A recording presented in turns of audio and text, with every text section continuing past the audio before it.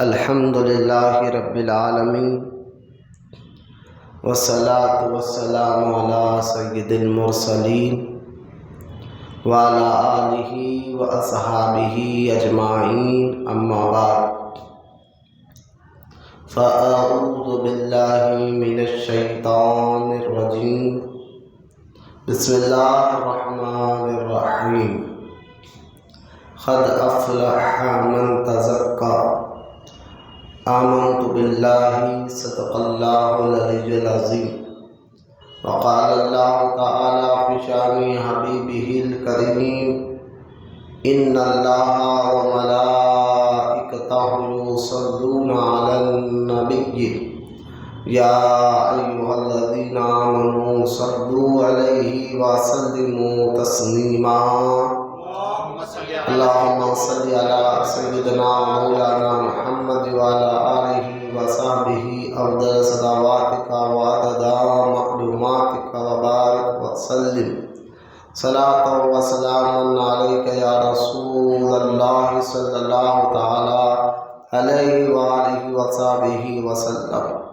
اما بعد، ہر تعریف اور بڑائی صرف اللہ تعالی کے لیے ہے، جو سارے جہان کا مالک ہے، مختار ہے، اور جو سارے جہان کا پالنہار ہے۔ میں اس بات کی گواہی دیتا ہوں کہ اللہ تعالی کے سوا کوئی عبادت کے لائق نہیں، وہ ایک ہے، اس کا کوئی ساتھی اور شریک نہیں۔ اور میں اس بات کی بھی گواہی دیتا ہوں کہ آپ کے ہمارے پیارے آقا اور مولا حضور پرنور رحمت کونین حضرت سیدنا محمد مصطفیٰ احمد مجتبیٰ صلی اللہ تعالی علیہ وآلہ وصحبہ وسلم اللہ تعالی کے آخری رسول اور اس کے برگزیدہ بندے ہیں۔ اللہ تعالی حضور اکرم نور مجسم رحمت عالم صلی اللہ علیہ وآلہ وصحبہ وسلم پر، اہل بیت، صحابہ اکرام، تابعین اور تبع تابعین، اولیاء امت پر قیامت تک بکثرت رحمتیں اور برکتیں نازل فرماتا رہے۔ محبت سے ایک مرتبہ درود پاک پڑھ لیجیے۔ اللہم صلی علی سیدنا و مولانا محمد وعلی آلہ وصحبہ افضل صلواتک وعدد معلوماتک وبارک وسلم صلاۃ و سلام علیک یا رسول اللہ صلی اللہ تعالی علیہ وآلہ وصحبہ وسلم۔ معزز سامعین، السلام علیکم ورحمۃ اللہ وبرکاتہ۔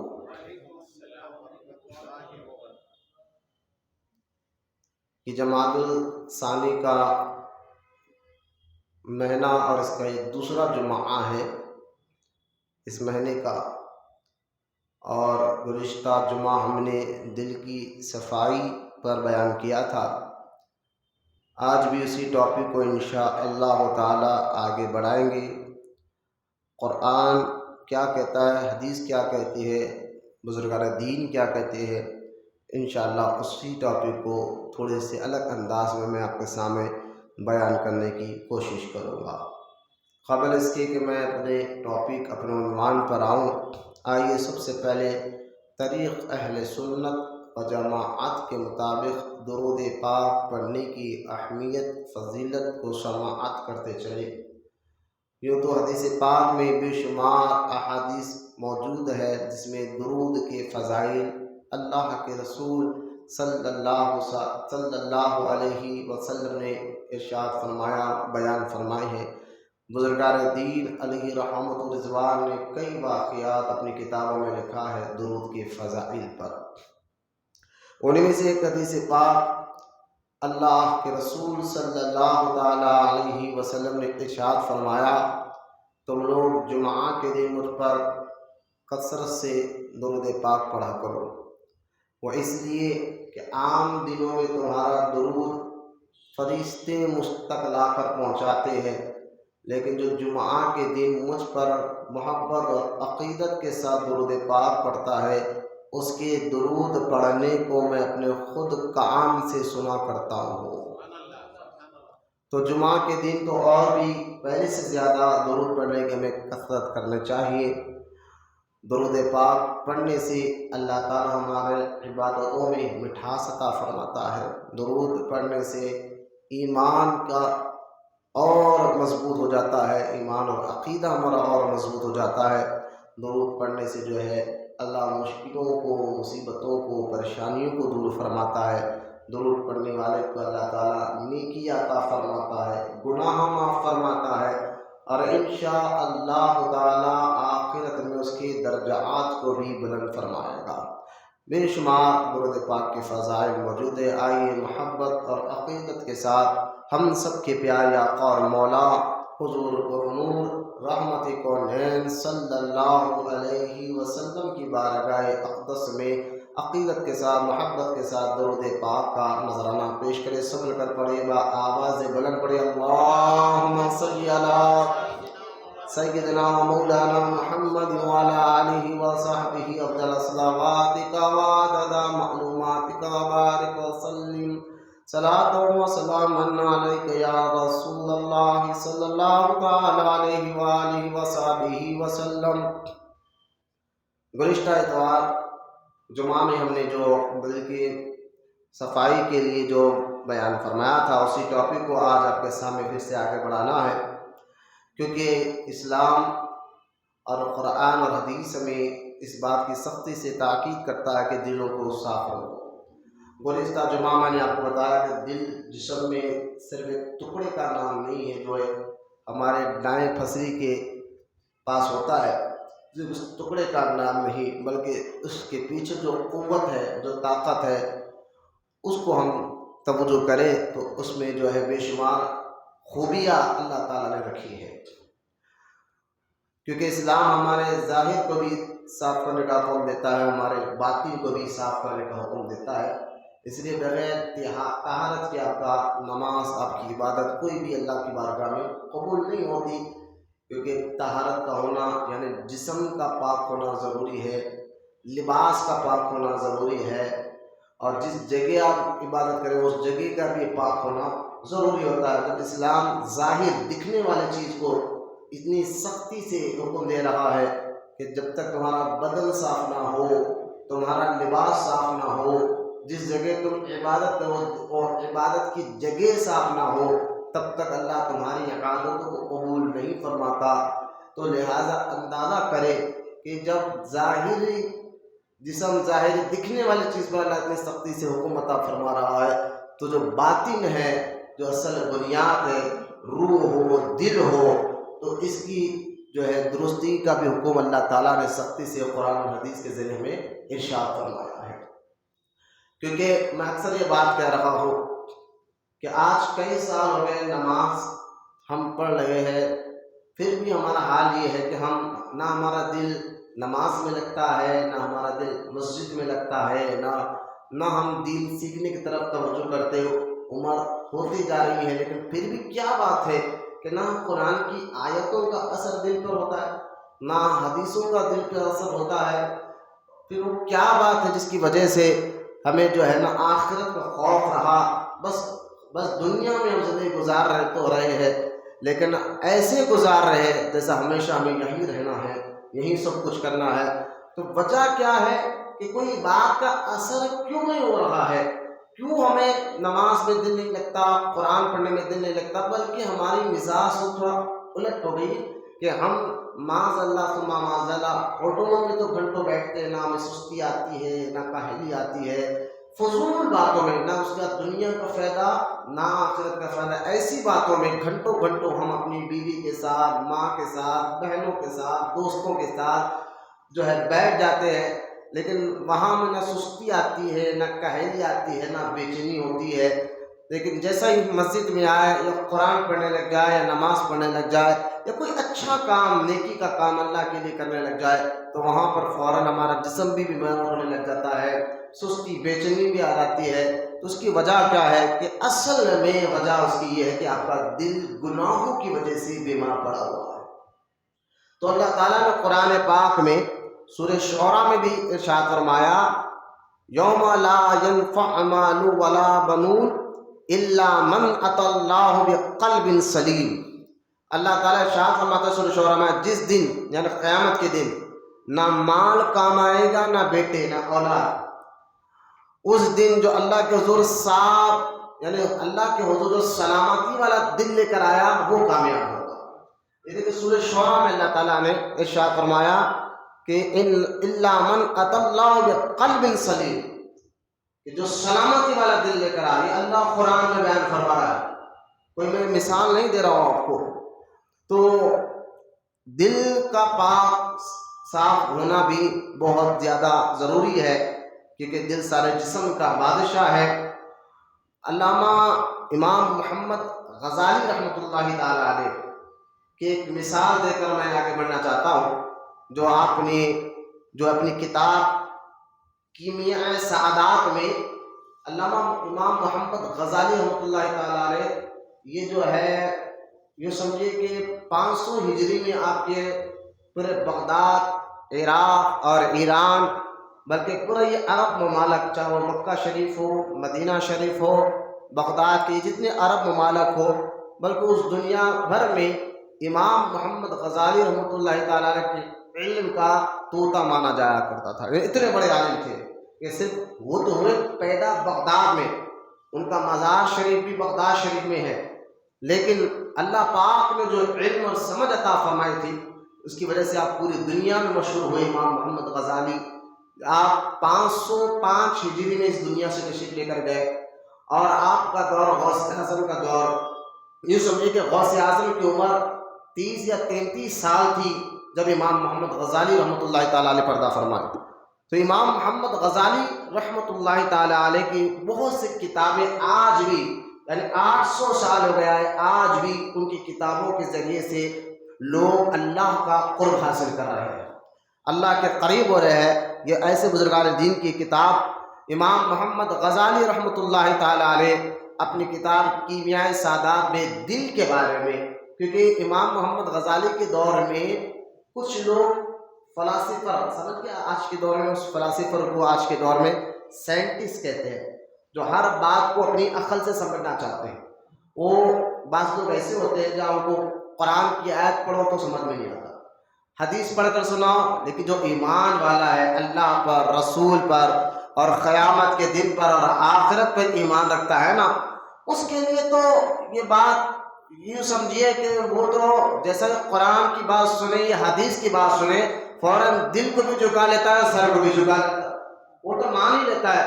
لیکن بات فلاسفر، سائنٹسٹ ایسے ہوتے ہیں جو ہر بات کو اپنی عقل سے سمجھنا چاہتے ہیں. تو امام محمد غزالی رحمۃ اللہ تعالیٰ علیہ آپ کے دور میں بہت سے لوگوں نے اپنی عقلوں سے اسلام پر اعتراضات کیے کہ یہ کیسا کہ حضور معراج کی رات کیسے چلے گئے، کہ آسمان کو دروازہ ہے، حضور کے اشارے پر ڈوبا ہوا سورج کیسے پلٹ کر آ سکتا ہے، چاند تو برابر دکھ رہا ہے، لیکن یہ کہہ رہے ہیں کہ ان کے اشارے سے یعنی نبی پاک علیہ السلام کے اشارے سے چاند کے 2 ٹکڑے ہوئے تھے. تو عقل یہ بات کو نہیں مان رہی تھی، وہ تو قرآن پر ایمان رکھتے نہیں تھے، حدیث پر ایمان رکھتے نہیں تھے، ہر بات کو اپنی عقل سے توڑتے تھے، پھر وہ بات لوگوں میں پھیلاتے تھے سائنٹسٹ قسم کے لوگ. تو کئی لوگوں کا ایمان اور عقیدہ بھی جو ہے ڈگمگانے لگ جاتا تھا. لیکن یاد رکھیں یہ دین قیامت تک رہنے والا ہے. جب بھی اس دین کے خلاف کچھ کوشش کی جائے گی، کچھ انگلیاں اٹھائے جائیں گے، تو یقین جانیے اللہ تعالیٰ پھر اس دین کو بچانے والوں کو بھی پیدا کرتے رہے گا. تو آپ کے دور میں آج سے 800 سال پہلے جب پورے بغداد میں عقلی لوگوں کا طوطا بولنے لگا، لوگ عقل سے اسلام پر اعتراض کرنے لگے، قرآن پر اعتراض کرنے لگے، حدیث پر اعتراض کرنے لگے، اپنی عقلوں سے اسلام کو معاذ اللہ غلط بتانے لگے اور ایسے باتیں کرنے لگے جس سے لوگوں کا ایمان اور عقیدہ کمزور ہونے لگا تھا. بس ایسے دور میں تمام عقل والوں کو انہی کی زبان پر جواب دے کر خاموش بٹھانے والے کا نام امام محمد غزالی رحمۃ اللہ علیہ ہے. یہ یاد رکھیں نام امام محمد غزالی وقت کے بہت بڑے عالم ولی اللہ، جنہوں نے آپ کے دور مبارک میں پورے لوگوں کا یعنی اس دور کے سائنٹسٹوں کا ایسا جواب دیا عقل سے کہ وہ خود خاموش ہو گئے اور ان کو ماننا پڑا کہ اسلام حق ہے. لہٰذا اتنے بڑے بزرگ تو ان کی کتاب، بہت سی کتابیں آج بھی بڑے بڑے دنیا بھر کے مدرسوں میں پڑھائی جاتی ہے اور بچوں کو جو ہے بڑا زبردست، کیونکہ اسلام میں ہر چیز ہے. آپ عقل سیکھنا چاہتے ہیں، اسلام اس کی بھی تعلیم دیتا ہے. آپ سمجھ سیکھنا چاہتے ہیں، آپ اپنی عادتوں کو، اپنے بیہیویئر کو، اپنی سوچ کو، اپنی مزاج کو کیسے استعمال کرنا ہے، تو آپ کو کہیں اور جانے کی ضرورت نہیں. نہ کسی گورے کو دیکھنے کی ضرورت ہے، نہ کسی ڈاکٹر کو دیکھنے کی ضرورت ہے، نہ کسی جو ہے فلاسفر سائنٹسٹ کو دیکھنے کی ضرورت ہے کہ آپ کا بیہیویئر کیسا ہو، آپ کیسے بات کریں، آپ کیسے چلا کریں، آپ کا اٹھنا کیسا ہو، آپ کا بیٹھنا کیسا ہو. میں ایسا کون سا کام کروں اس سے اللہ کے قریب بھی محبوب ہو جاؤں اور اللہ کے بندوں کے قریب بھی محبوب ہو جاؤں. تو خدا کی قسم ممبر پر بیٹھ کے کہہ رہا ہوں، اس سارے سوالوں کا جواب اللہ تعالیٰ نے قرآن اور حدیث کے ذریعے ہمیں عطا فرما دیا ہے. تو آپ غور کریں، عقل بھی آپ کی روشن ہوتی ہے، اس لیے دین کو پڑھے اصل نا ہماری عقل بھی روشن ہوتے رہتی ہے. اب امام محمد غزالی رحمۃ اللہ تعالیٰ علیہ اتنے بڑے فلاسفر، عقلی طور پر جواب دینے والے، ان کی کتاب بے شمار کی کتابیں ہیں. تو ان کی کتاب سے میں آپ کو حوالہ دے رہا ہوں کہ آپ نے دل کے بارے میں کیا پیاری بات کر کر سمجھایا ہے کہ جب دل بگڑتا ہے. یہ حدیث پاک میں ہے نا جو میں نے آپ کو جمعہ میں سنایا ہے کہ اللہ کے رسول علیہ الصلوۃ والسلام نے فرمایا کہ دل جو ہے تمہارے جسم میں ایک ٹکڑا ہے، وہ صحیح تو تم صحیح، وہ غلط تو تم غلط. اور صحابہ نے پوچھا حضور کیا ہے؟ فرمایا وہ دل ہے. تو لہٰذا دل اگر سنور جاتا ہے تو اپنا جسم، کیونکہ جسم اس کی ریا ہے تو دل اس کا بادشاہ ہے، تو دل سنورتا ہے. پھر نماز میں بھی دل لگتا ہے، عبادت میں بھی دل لگتا ہے، قرآن پڑھنے پر بھی دل لگتا ہے، نیکی کرنے پر بھی دل لگتا ہے. آخرت کا خوف، آخرت کی سوچ بھی مزاج میں آتی ہے، کیونکہ دل جس کا سنورا ہوا ہو پھر ان کی دنیا سے جانے کے بعد ان کی خبر بھی روشن ہو آتی ہے. یہ اولیاء کرام کو یا مزارات کو دیکھ لے. تو خیر امام محمد غزالی نے عقلی طور پر ایک مثال دے کر دل کے بارے میں سمجھا کہ اس کا سنوارنا کتنا ضروری ہے. اب مثال دیتے فرماتے دیکھو اگر انسان کے باطنی حصے کو دیکھا جائے تو اس کے اندر تین چیزیں نظر آئیں گی، ایک دل، دوسری عقل اور تیسرا جو ہے نفس. یہ تین چیزیں سمجھ میں آئے گی اور نفس کے بارے میں نے جمعہ میں بیان فرمایا تھا. تو یہ تین چیزیں انسان کے اندر ہے، عقل، نفس اور دل. اور دل سارے یوں سمجھے کہ ایک شہر ہے اور شہر کا ایک بادشاہ ہوتا ہے، ایک ملک اور اس کا ایک بادشاہ. تو بادشاہ ملک کے نظام کو سنوارنے کے لیے کہ ملک میں کوئی فساد نہ ہو، کوئی جھگڑا نہ ہو، کوئی غلط کام نہ ہو، تو بادشاہ کیا کرتا ہے کہ ملک میں محکمے بناتا ہے. پولیس کے محکمے ہوتے ہیں تاکہ جرائم یعنی غیر قانونی کام کو کنٹرول کرنے کے لیے پولیس ہے. اسی طرح اب روڈیں بنانا ہے اور بڑے بڑے چیزیں یعنی ڈیولپنگ، جس کو ہم ڈیولپنگ کہتے ہیں کہ شہر کو سنوارنا ہے، تو بادشاہ کیا کرتا ہے کہ محکمہ انکم ٹیکس کا بھی بناتا ہے تاکہ وہ دکان والوں سے، مالداروں سے ٹیکس لے، پھر اس سے ڈیولپ کا کام کرے. تو ایک ٹیکس کا ہوتا ہے. پھر بادشاہ کیا کرتا ہے، پھر اپنے ایک وزیر کو رکھتا ہے جو آج کے دور میں جس کو چیف منسٹر سی ایم کہتے ہیں. تو وہ سی ایم ہوتا ہے جو ان سارے چیزوں پر نظر رکھتا ہے کہ بھئی پولیس کا محکمہ کیا کام کر رہا ہے، انکم ٹیکس کا محکمہ کیا کام کر رہا ہے. یہ اس دور میں 800 سال پہلے امام محمد غزالی مثال دے رہے ہیں. غور کریں آپ، تو فلاں محکمہ کیا کام کر رہا ہے. اسی طرح پورے چیزوں پر کنٹرول کرنے کے لیے وزیر ہوتا ہے. اب غور کریں، یہ جو محکمے ہیں، پولیس کا ہو، انکم ٹیکس کا ہو، سی ایم کا، وزیر اعظم کا ہو، اور اس کو سب کنٹرول کرنے والا بادشاہ ہوتا ہے. تو امام محمد غزالی فرماتے اسی طرح تمہارا جسم ایک ملک ہے. سمجھانے کے لیے تمہارا جسم ایک ملک ہے، ہاتھ، پیر، آنکھیں، کان، زبان، اس ملک میں رہنے والے لوگ ہیں. اس ملک پر رہنے والے لوگ تمہارا بدن. غور کریں کیا پیاری مثال لے کر دل کے مقام کو سمجھایا ہے. اس لیے بزرگان دین بھی جو ہے نا خاص طور پر توجہ دیتے تھے، اور آج بھی جو واقعی بزرگان دین مریدوں کے دل کو صاف کرنے کے لیے بہت خاص توجہ دیتے ہیں. غور کریں کہ ایک ملک تمہارا جسم ہے اور اس ملک میں رہنے والے ہاتھ، پیر، آنکھ، کان اس میں رہنے والے ہیں. اب اس ملک کے جو ہے اس ملک کا جو معاملہ ہے وہ 3 چیزوں چل رہا ہے. تو وہ کیا ہے؟ نفس، عقل اور جو ہے دل. تو لہذا نفس کیا ہے تمہارے اندر؟ یہ پولیس کا محکمہ اور انکم ٹیکس کا محکمہ ہے. نفس کا کام ہے ٹیکس لینا، اپنے اندر کا کیا لینا. اس لیے نفس کو ختم کرنا نہیں ہوتا، نفس کو سدھارنا ہوتا ہے. غور کرنے کی بات ہے، نفس کو سدھارنا ہوتا ہے، اس کی تربیت کرنی ہوتی ہے. تو لہذا اب نفس کو اگر نفس سنور جائے تو پھر کئی قسم کے جرائم رک جاتے ہیں. بندہ گناہوں کی طرف نہیں جاتا، بندہ گندے کاموں کی طرف نہیں جاتا. جس کا نفس بگڑ جائے تو پھر اس کو گناہوں کی طرف کھینچ کر لے کے جاتا ہے، گندے کاموں کی طرف کھینچ کر لے جاتا ہے. اب نفس کو سدھارنے کے لیے کیسا کیا، اس کی ایک مثال میں آپ کو دے دیتا ہوں. دیکھیں بے قابو گھوڑا، جو لوگ گھوڑے پالتے ہیں، آپ کبھی ان گھوڑوں کے مالک سے بات کر دیکھیں کہ ان سے پوچھیں کہ جب گھوڑا بے قابو ہو جاتا ہے، حد سے زیادہ پدکنے والا لگ جاتا ہے، کنٹرول میں نہیں آتا، تو ہم اس گھوڑے کے مالک سے پوچھیں تو اس کو آپ کنٹرول کیسے کرتے ہیں؟ تو گھوڑا کا مالک کرتے ہوئے ہم 2 کام کرتے ہیں. گھوڑے کو سدھارنے کے لیے اور گھوڑے کی مستی نکالنے کے لیے 2 کام کرتے ہیں. آج بھی اس وقت بھی آپ کسی گھوڑوں کو پالتے آپ پوچھیں مسئلہ ہو تو گھوڑا اگر زیادہ مستی کرنے لگ جاتا ہے، اس کو سدھارنے کے لیے گھوڑے کے مالک 2 کام کرتے ہیں. ایک، اس کو بھوکا رکھتے، چارہ نہیں دیتے، اور دوسرا اس گھوڑے پر وزن چیز رکھتے ہیں.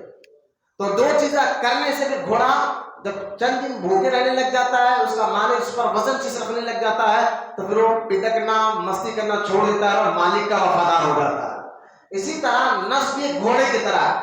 اگر آپ اس کی ہر بات مانتے رہیں گے تو پھر یہ آپ کو کہے گا چل پھر مسجد سے لے کر ہوٹل میں بیٹھیں گے، اپنا بات کری ٹائم ہوگا نماز کی طرف آ جائیں گے، چل چھوڑ یہ بولتے رہتے ہیں ہم باہر نکلیں گے اپنا کام اپن کریں گے، ان کا کام کرنا بولنا ہے. تو نفس کی ہر بات سنتے رہیں گے تو پھر آپ کو بگاڑ کر نفس جو ہے، پھر دیکھیں جس کو نفس کے جو لوگ نفس کے خواہشات اور نفس کی اطاعت گزار بن جاتے ہیں نا، پھر وہ آگے چل کر اپنے آپ کو فرعون بھی بن جاتے ہیں.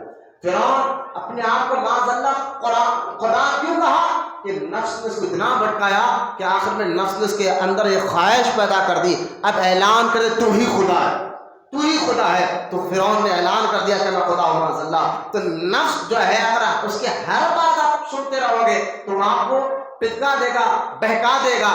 لہذا نفس کو کنٹرول کیسے کرے؟ تو اللہ تعالیٰ نے ذریعے بنا دیا. نفس سے کنٹرول کرنے کے لیے اللہ نے فرمایا کہ اگر تمہارا نفس تمہیں گندے کاموں کی طرف لے جانا چاہے تو 2 کام تم بھی کرو. ایک، روزہ رکھا کرو. اب جو رمضان مبارک کا مہینہ دیا گیا، دیکھیے آپ ایک بندہ گندے سے گندا کام کرتا ہے کہ رمضان شریف میں کنٹرول کیوں ہوتا ہے کہ بھوکا رکھنے سے نفس جو ہے کمزور ہو جاتا ہے. بھوکا رہنے سے ایک تو روزہ رکھنے کا حکم دیا اللہ تعالیٰ نے، اور دوسرا کہ رمضان مبارک میں عبادت کو یعنی 5 ٹائم کی نماز کے بعد بھی 20 رکعت کی تراویح عطا فرما دی. لیکن بوجھ عبادت کا بوجھ نفس پر پڑے تو ہم جب زیادہ کثرت سے یعنی فرض سنت کے بعد بھی نفلی بھی نماز نہیں چھوڑیں گے تو اس سے نفس کنٹرول میں ہو جاتا ہے، اطاعت گزار ہو جاتا ہے. تو خیر اگر نفس جسم میں جو ہے نا، باڈی میں یعنی شہر میں نفس جو ہے پولیس کا محکمہ، انکم ٹیکس کا محکمے کی طرح، اگر وہ بگڑنے لگ جائے تو پھر جرائم آدھے کے لوگ آج کی طرف قتل غارت گیری ہو رہی ہے، لوگوں کو خوف ختم ہو گیا ہے پولیس کا ڈر کا. تو اس کی وجہ بھی بہت سے ہے کہ کرپشن ایسا ہو گیا ہے اور سود خوری ایسی ہو گئی ہے، لین دین رشوت ایسی ہو گئی ہے کہ ادھر غلط کام کرو، ادھر جو ہے پیسے کھلاؤ، پیسے کھلا کے آسانی سے باہر نکل جاؤ. تو جرائم کو کنٹرول نہیں کیا جا سکتا. تو اگر ہمارے اندر کا نفس بگڑ جائے نا تو اس کو سدھارنے کے لیے، جو دل ہمارا بادشاہ ہے، اس کو سدھارنے کے لیے، نفس کو کنٹرول کرنے کے لیے دل نے عقل کو عطا فرمایا، اس کو سی ایم بنایا. تو سی ایم ہمارے بدن میں جو ہمارے اللہ پاک نے ہمارے دماغ میں عقل رکھی، وہ ایک وزیر کی طرح ہے جو ہمارے عقل کہتی ہے یہ کیا کر رہا ہے، تو مرے گا، قبر میں جائے گا، آخرت میں کیا چہرہ دکھائے گا، ذرے ذرے کا حساب. یہ عقل ہمارے ضمیر کو آواز دیتی ہے، اپنے آپ کو آواز دیتی ہے کہ تو حرام کام کب تک کرتے رہے گا، اچانک مرے گا، قبر میں جائے گا، قبر دبائے گی. تو عقل ڈراتے رہتی ہے نفس کو کنٹرول کرنے کے لیے. لیکن مجھے ایک بات بتائیے، اب نفس بھی بگڑ جائے اور عقل بھی جو ہے یہ کہے کہ بھائی گندے کام کرنے لگ جا، تو پورا جس طرح شہر کا ماحول خراب ہو جاتا ہے اس طرح بدن کا ماحول بھی خراب ہو جاتا ہے. پھر وہ بندہ گناہوں میں لگ جاتا ہے کہ نہ اس کا نفس کنٹرول میں رہا, نہ اس کی عقل جو اس نے, کیونکہ یہ عقل جو ہے نا, اب قرآن پاک میں اللہ تعالیٰ نے عقل کا بھی ذکر قرآن میں فرمایا. قرآن میں اللہ فرمایا تم دعا کرو کہ عقل سلیم اللہ کا فرمایا. عقل سلیم کا مطلب کیا ہے؟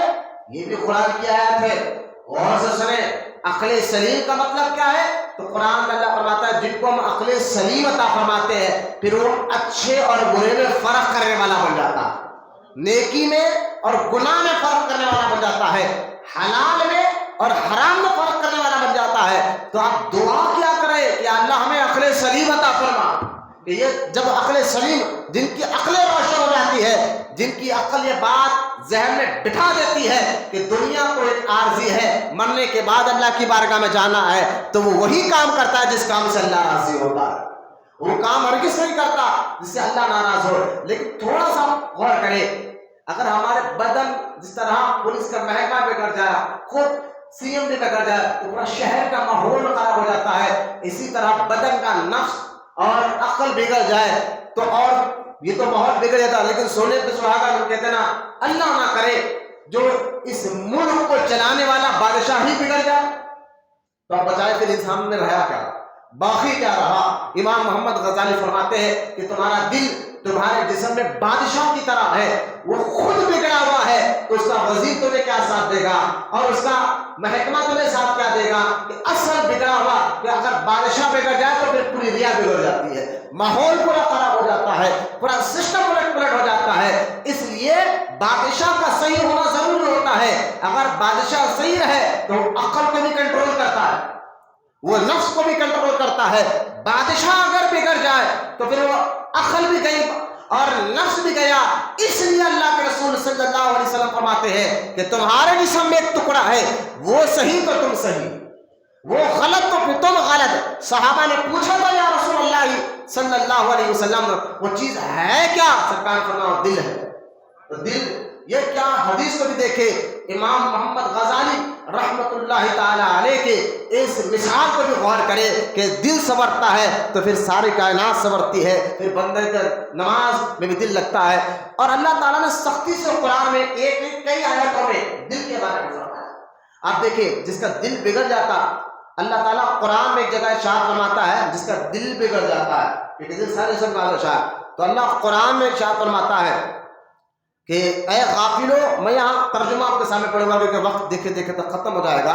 اب ذرا میرے بات کو غور سے سنیں. اللہ قرآن میں فرماتا ہے اے غافلو میں نے تمہارے سامنے دوزخ کا عذاب کھول کر بیان کیا.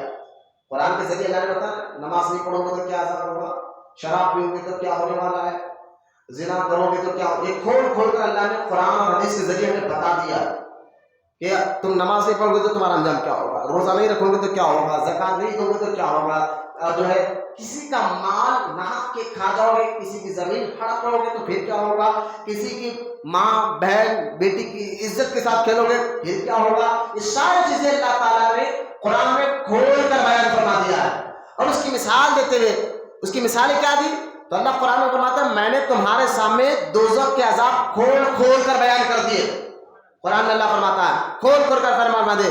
اور آگے اللہ ارشاد فرماتا ہے, یہاں باہر جا کے بات کرو, مزید میں بات نہیں کر رہا, درود پاک پڑھے, بیٹھے بیٹھے سکون سے اچھا اللہ کے گھر میں بیٹھے ہوئے بات چیت نہیں کرنا منع ہے حدیث و قرآن میں.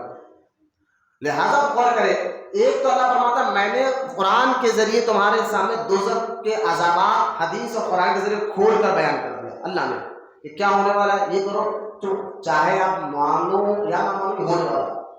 اب لیکن ایمان والا تو ہر بات کو مانتا ہے الحمدللہ.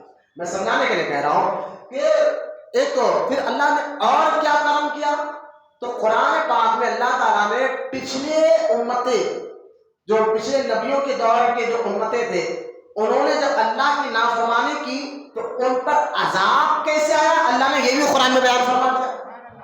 کہ دیکھیں آپ غور کریں کہ پچھلے موسیٰ علیہ السلام کے دور کے امت بنی اسرائیل نے جب موسیٰ اب دیکھیے خالی ایک بات نہیں مانی تھی.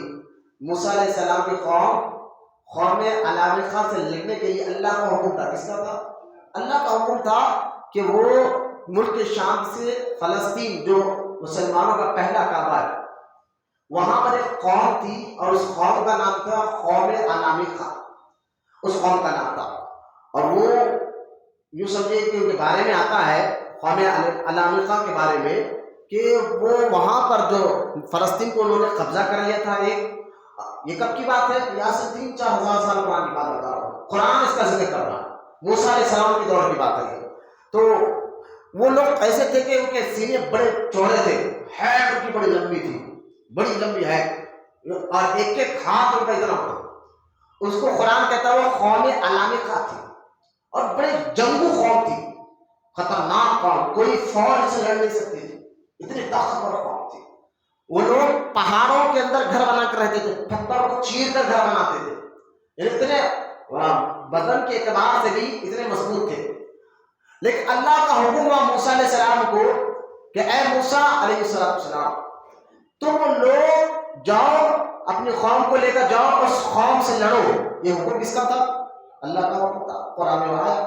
تو موسیٰ علیہ السلام نے اپنی قوم کو کہا تو قوم کے 70,000 لوگ آپ کے ساتھ ہو گئے.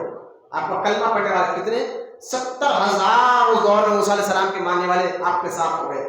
یہ لوگ نکلے ملک شام سے، اللہ کا حکم تھا. جب اللہ کا حکم تھا تو سامنے کوئی بھی ہو، مطلب کیا ہے؟ حکم اللہ کا تھا نا.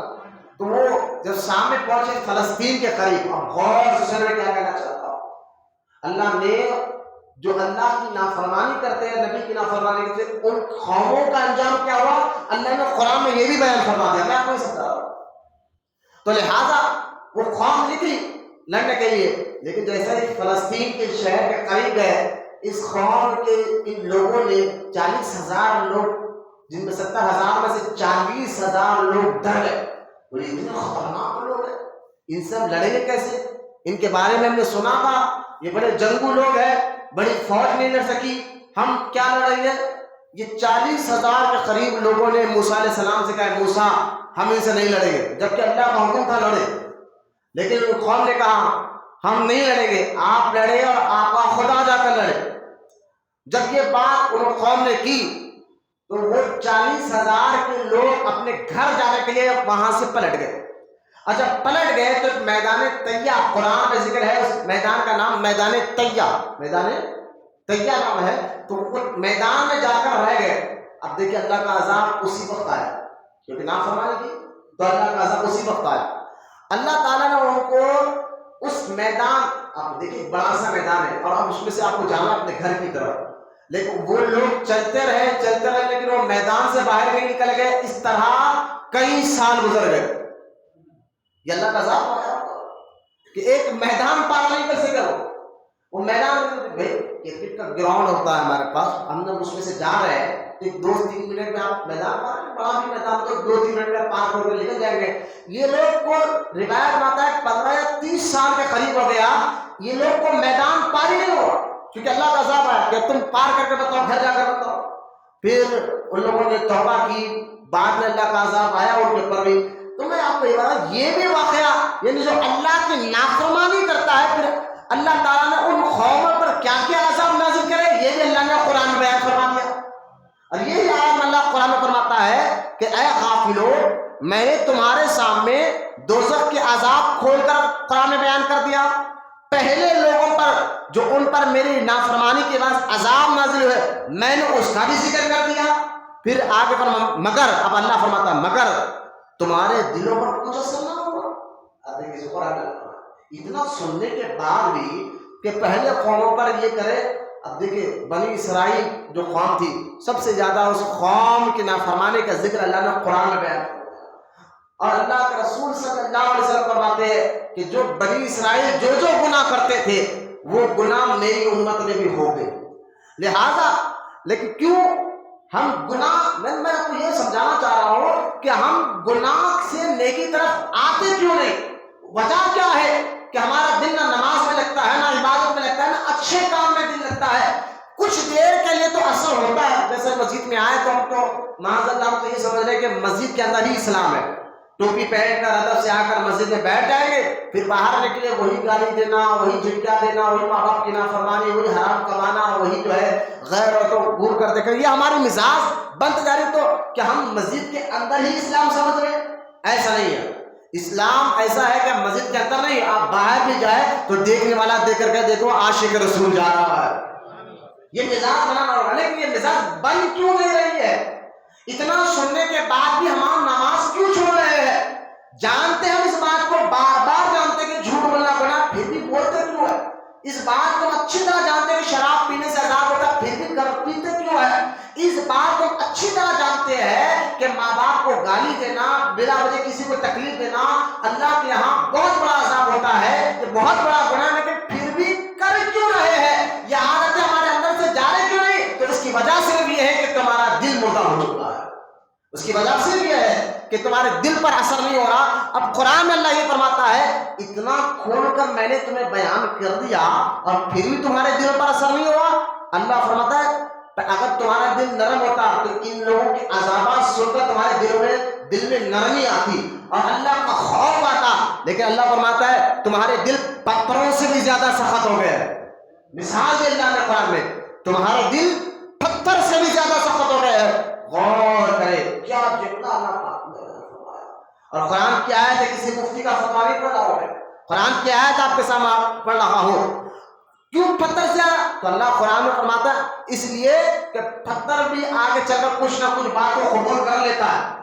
کبھی پتھر کے اندر سے پانی نکلتا ہے نا، خوف خدا سے جو نرم پڑتا ہے تو پتھر بھی اثر قبول کر کر اس کے اندر سے پانی نکلنا شروع ہو جاتا ہے. تو لیکن تمہارا دل جو ایک ٹکڑا تمہارے جسم میں ہے، تمہارا دل پتھر سے بھی زیادہ سخت ہو گیا ہے. نہ نیکی کام کو اثر کر رہا ہے، نہ عبادت میں دل لگا رہا ہے. اس کی وجہ کیا ہے کہ تمہارا ضمیر، تمہارا دل مردہ ہو چکا ہے.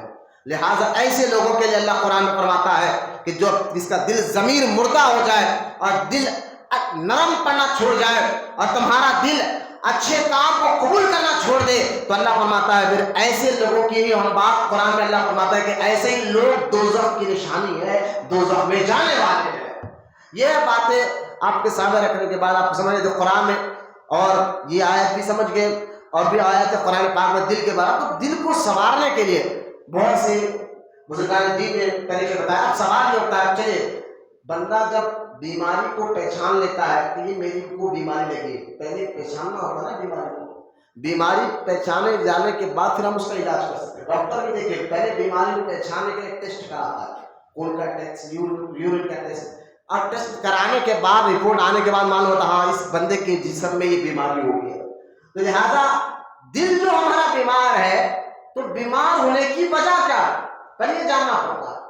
پھر اس وجہ کو جان کر سمجھ کر پھر اس کا علاج کرنا پڑتا ہے.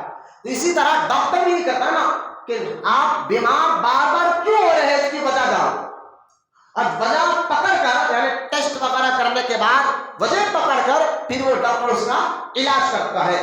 اب آپ اتنی باتیں سن چکے تو قرآن میں ایک نہیں کئی آیتوں میں اللہ فرماتا ہے کہ کسی کا دل گناہ کی وجہ سے پتھر سے بھی زیادہ سخت ہو جاتا ہے. کہیں پر اللہ قرآن میں فرماتا ہے کہ تمہارا دل جو ہے کہ تم وہ دل رکھتے ہو جو سمجھ نہیں ہے تمہارے دل میں، اور یہ لوگ 4 پائے یعنی 4 پائے جانوروں سے بھی بدتر ہے، جانوروں سے بھی بدتر ہے. تو لہٰذا اب سوال یہ ہوتا ہے، اب آپ بھی سوال کریں، میرے ٹاپک کو آپ سمجھے کہ آپ کہیں گے مولانا اب ذرا یہ بتائیں کہ دل اصل بیماری کی وجہ کیا ہے، بیمار کیوں پڑتا ہے. تو اب میں آپ کے سامنے بیماری کی وجہ آپ کے سامنے رکھ رہا ہوں. اللہ نے کیونکہ وجہ میں نے آپ کو پہلے کہا کہ قرآن اور حدیث جو ہے اللہ تعالیٰ نے اس میں ہر چیز کا حل رکھا ہے. آپ کو کہیں جانے کی ضرورت نہیں ہے کیونکہ ہم اللہ پر یقین رکھنے والے لوگ ہیں، آخرت پر یقین رکھنے والے لوگ ہیں، ایمان والے الحمدللہ. تو یہ باتیں آپ کو ضرور اثر کرے گی اور اس کی وجہ بھی میں آپ کو بتاؤں گا اور اس کا انشاءاللہ علاج بھی آپ کے سامنے رکھوں گا. وجہ بھی قرآن بتا دیا اور علاج بھی قرآن بتا رہا. اب دیکھیں وجہ کیا ہے، تو کئی وجوہات ہیں جس کی وجہ سے دل بیمار سے مراد بخار نہیں آتا، یہ بھی ذہن میں رکھے. دل بیمار ہوگا ہمارا مطلب یہ نہیں ہے کہ دل آپ کا بیمار ہوگا تو مطلب میں یہ نہیں کہہ رہا ہوں کہ آپ کو بخار آ گیا یا ہارٹ اٹیک آ گیا یا آپ کے جو ہے نا دل کے بال بند ہو گئے، نہیں. دل بیمار ہونے کی وجہ کیا ہے؟ جو آپ کو نماز میں دل نہیں لگ رہا ہے، اچھے کام میں دل نہیں لگ رہا ہے، حلال کمانا دل نہیں لگ رہا ہے، نیکی کرنے کو دل نہیں چاہتا، قرآن پڑھنے کو دل نہیں چاہتا، مسجد میں بیٹھنے کو دل نہیں چاہتا، جھوٹ بولنا، گالی دینا، حرام کمانا، ماں باپ کو تکلیف دینا، بلا وجہ کے کسی اور کو تکلیف پہنچانا، یہ آپ کا دل میں آ گیا ہے تو یقیناً آپ بیمار ہیں دل کے۔ تو اس کا علاج، پہلے آپ بیماری سے اس کی وجہ کیا ہے؟ تو قرآن کہتا ہے سب سے پہلی وجہ جس سے دل بیمار ہوتا ہے وہ ہے دنیا کی محبت۔ دنیا کی محبت سب سے پہلی وجہ ہے۔ اب دل جس سے بیمار ہوتا ہے، یہ میں نہیں کہہ رہا، آپ سمجھیں گے مولانا آپ کہہ رہے، نہیں، یہ کہہ رہا ہے اللہ کا کلام قرآن پاک، جس کے بارے میں قرآن خود کہتا ہے ذالک الکتاب لا ریب فیہ، یہ وہ کتاب ہے جس میں کوئی شک نہیں ہے۔ اب قرآن میں پہلی وجہ، آپ تھک تو رہے نا، بولے محبت سے سبحان اللہ، میرا چینل کھولو سراج، درود پاک پڑھے مرتبہ اللہم صلی علی سیدنا مولانا محمد وعلی آلہ وصحبہ افضل صلوات وعدد معلومات بارک وسلم۔ تھوڑے سے میرے پاس توجہ دیں گے، میں آپ کی اور میری، ہم دونوں کی اصلاح کے لیے ہم بات کر رہے ہیں، ہم سب کی اصلاح کے لیے، اس میں میری بھی اصلاح ہے، آپ کی بھی اصلاح ہے۔ تو آپ ذرا اس بات کو غور کریں کہ سورہ آل عمران میں اللہ تعالیٰ ارشاد فرماتا ہے، مرتبہ دل بیمار ہونے کی پہلی وجہ، بندہ گناہوں کی طرف جاتا کیوں ہے؟ دل بیمار ہوگا، اس کی پہلی وجہ دنیا کی محبت۔ اب دنیا کی محبت میں اللہ قرآن میں فرماتا ہے وَمَا الْحَيَاةُ الدُّنْيَا إِلَّا مَتَاعُ الْغُرُورِ، یہ سورہ آل عمران کی آیت پاک ہے، آیت نمبر 185۔ اللہ ارشاد فرماتا ہے اور دنیا کی زندگی نہیں ہے مگر دھوکے کا سامان۔ دنیا کی زندگی کیا ہے؟ دھوکے کا سامان ہے۔ پھر ایک اور جگہ اللہ تعالیٰ ارشاد فرماتا ہے جو دنیا کی محبت میں آخرت کو بھول جائے، آپ نیکی بھی نہیں کرے، اب ان کے لیے اللہ قرآن میں فرماتا ہے، سورہ رعد کی آیت، سورہ رعد کی آیت ہے، آیت نمبر 26 ہے، اور اس کا ترجمہ آپ کے سامنے میں رکھوں گا۔ ایک آیت میں نے آپ کو بتا دی جو اللہ فرمایا دنیا کی زندگی ایک دھوکہ ہے، دھوکے کا سامان ہے۔ اب دوسری آیت سنیں جو دنیا کے لیے ہم آخرت کو بھول جاتے ہیں، اس میں اللہ قرآن فرماتا ہے یہ دنیا کی زندگی میں مست ہو گئے۔ قرآن میں اللہ فرماتا ہے سورہ رعد میں، یہ لوگ دنیا کی زندگی میں مست ہو گئے، حالانکہ دنیا آخرت کے مقابلے میں حقیر ہے۔ دنیا کو سامنے رکھو، مرنے کے بعد آخرت، تو آخرت اہم ہے، دنیا اس کے سامنے کچھ اہمیت نہیں ہے۔ آخرت دنیا کی زندگی آخرت کے سامنے حقیر ہے۔ جو فانی چیز ہے، یعنی دنیا ختم ہونے والی ہے، جو فانی چیز ہے اس پر تو خوش ہوتا ہے، جو دنیا ختم ہونے والی ہے، فانی چیز ہے۔ اللہ کیا پیاری مثال دے کر سمجھا ہے۔ اب جو عقل مند آدمی ہے وہ اس بات کو اچھی طرح سمجھ سکتا ہے کہ جو ختم ہونے والی چیز ہے اس پر آپ خوش رہیں گے، جو ہمیشہ رہنے والی چیز ہے آپ اس پر خوش رہیں گے۔ تو آپ کہیں گے مولانا جو ہمیشہ رہنے والی چیز ہم اس پر خوش رہیں گے، تو فانی چیز دنیا میں آپ سمجھ لیں میں نے گھر بنا لیا اور بس بہت کامیاب ہو گیا، نہیں، فانی چیز پر خوش نہ ہو۔ اللہ فرماتا ہے فانی چیز کی کثرت پر خوش ہوتے ہو، جبکہ انہوں نے ہمیشہ یہاں رہنے والے بھی نہیں ہے، بلکہ اس پر ترجیح دو جہاں تمہیں ہمیشہ رہنا ہے، وہ آخرت کی زندگی ہے۔ یہ دو، یہ میں نہیں کہہ رہا ہوں، پھر کہہ رہا ہوں، کسی مفتی کا فتویٰ نہیں، یہ آپ کو آپ کہیں گے کیوں بار بار آپ مفتی کے فتوے کی بات کرتے ہیں؟ بھائی آج کل لوگوں کا ذہن بن گیا ہے، مولوی لوگوں کا بولنے کا کام ہی ہوتا ہے مفتیوں کا، حالانکہ علماء اکرام جو بھی بتاتے حق بتاتے، لو آج لوگوں کا ذہن بن گیا، چھوڑو یہ مولوی لوگوں کی ڈیوٹی ہے، بولنے کا کام ہی ہو گیا ہے، تو میں کہہ رہا چلو آپ کو مولویوں کی بات معاذ اللہ، حالانکہ جو بھی مولوی ہو مفتی ہو وہ قرآن کی حدیث کی روشنی میں ہی بات کرتا، اپنی طرف سے نہیں کرتا۔ لیکن پھر میں آپ کو بتا رہا ہوں یہ جو ایسا ذہن رکھتے ہیں کہ ہم مولویوں کی بات کیوں مانیں، میں نے ٹھیک ہے کم سے کم قرآن کی بات مان لو۔ قرآن میں خود اللہ فرماتا ہے کہ تم اگر عقل مند ہوتے تو کبھی ختم ہونے والی چیز پر خوش نہیں ہوتے، اس پر خوش ہوتے جو ہمیشہ رہنے والی چیز ہے، وہ آخرت کی زندگی ہے۔ یہ اللہ قرآن میں دوسری جگہ ایک اور آیت سورہ عنکبوت میں اللہ تعالیٰ ارشاد فرماتا ہے کہ دنیا کی زندگی، میں صرف ترجمہ پڑھ رہا ہوں آپ کے سامنے، قرآن کی آیتوں کا ترجمہ آپ کے سامنے پڑھ رہا ہوں، اور دنیا کی زندگانی تو محض کھیل تماشا ہے۔ کیا مثال دی اللہ تعالیٰ؟ دنیا کی زندگی محض ایک کھیل تماشا ہے، البتہ آخرت کے گھر کی زندگی حقیقی زندگی ہے۔ کاش تم جانتے، کاش تم جانتے۔ غور کریں کیا مثال دی اللہ اس آیت پاک میں کہ دنیا کی زندگی ایک کھیل تماشا اور آخرت کی زندگی حقیقی زندگی ہے۔ اب آپ غور کریں، کھیل تماشا، آپ نے کبھی دیکھا کوئی کھیل والا روڈ پر تماشا دکھاتا ہے تو ہم کچھ دیر کے لیے ٹھہر کر اس تماشے کو دیکھ لیتے ہیں، پھر وہ تماشے والا چلے گا، محنت ختم، تو اپنے گھر کو، وہ اپنے گھر کو. تو اللہ فرماتا ہے دنیا کی زندگی بھی ایک تماشے کی طرح ہے، کھیل کی طرح ہے، وہ ختم ہونے والا ہے. اگر تمہیں عقل ہوتی تو تم آخرت کی فخر زیادہ کرتے. اب یہاں 3 آیت پاک میں آپ کے سامنے رکھ لیا. اب غور کریں، جو لوگ اپنے بیوی بچوں کو محبت میں، اولاد کی محبت میں، اپنے آپ کو مینٹین کرنے کی محبت میں کہ لگژری زندگی ہو، اچھا گھر ہو، اچھا کاروبار ہو، کار ہو، فلاں زندگی ہو، تو اس کے لیے وہ نہ حرام کی پرواہ کرتے نہ حلال کی پرواہ کرتے، بس جیسا چاہے کماؤ بھائی، بس زندگی اچھی ہونا چاہیے، اور غرور تکبر میں زندگی گزارتے ہیں.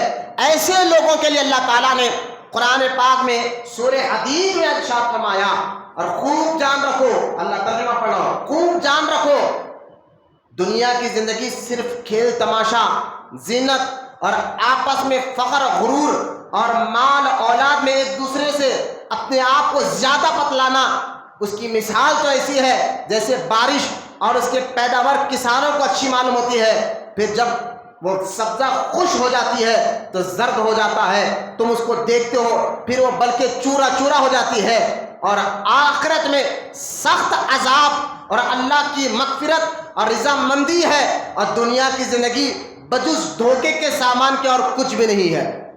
اللہ فرماتا ہے دنیا کی زندگی، یہاں اللہ نے مثال دی، دنیا کی زندگی یوں سمجھو کہ کسان جب اس کا کھیت ہرا بھرا تو خشک ہو جاتا ہے، لیکن کب تک اس کا کھیت ہرا بھرا رہے گا؟ چند دنوں تک. اس کے بعد زرد یعنی پیلا پڑنے لگ جاتا ہے، اور جب پیلا ہو جاتا ہے تو آگے جا کر چورا چورا بھی ہو جاتا ہے. تو اللہ قرآن میں مثال دے رہا ہے تمہاری زندگی بس ایسی ہے کہ تم دیکھ کر دنیا کی کثرت کو دیکھ کر خوش تو ہو جاتے ہو، لیکن چند لمحوں کے لیے ہے، چند وقت کے لیے ہے، پھر آگے چل کر تمہارا حال کیا ہوگا کہ وہ تو ختم ہونے والی، فانی ہونے والی چیز ہے. سن لو، خبردار ہو، جو اللہ قرآن میں فرماتا ہے سب سے اہم چیز آخرت کی زندگی ہے.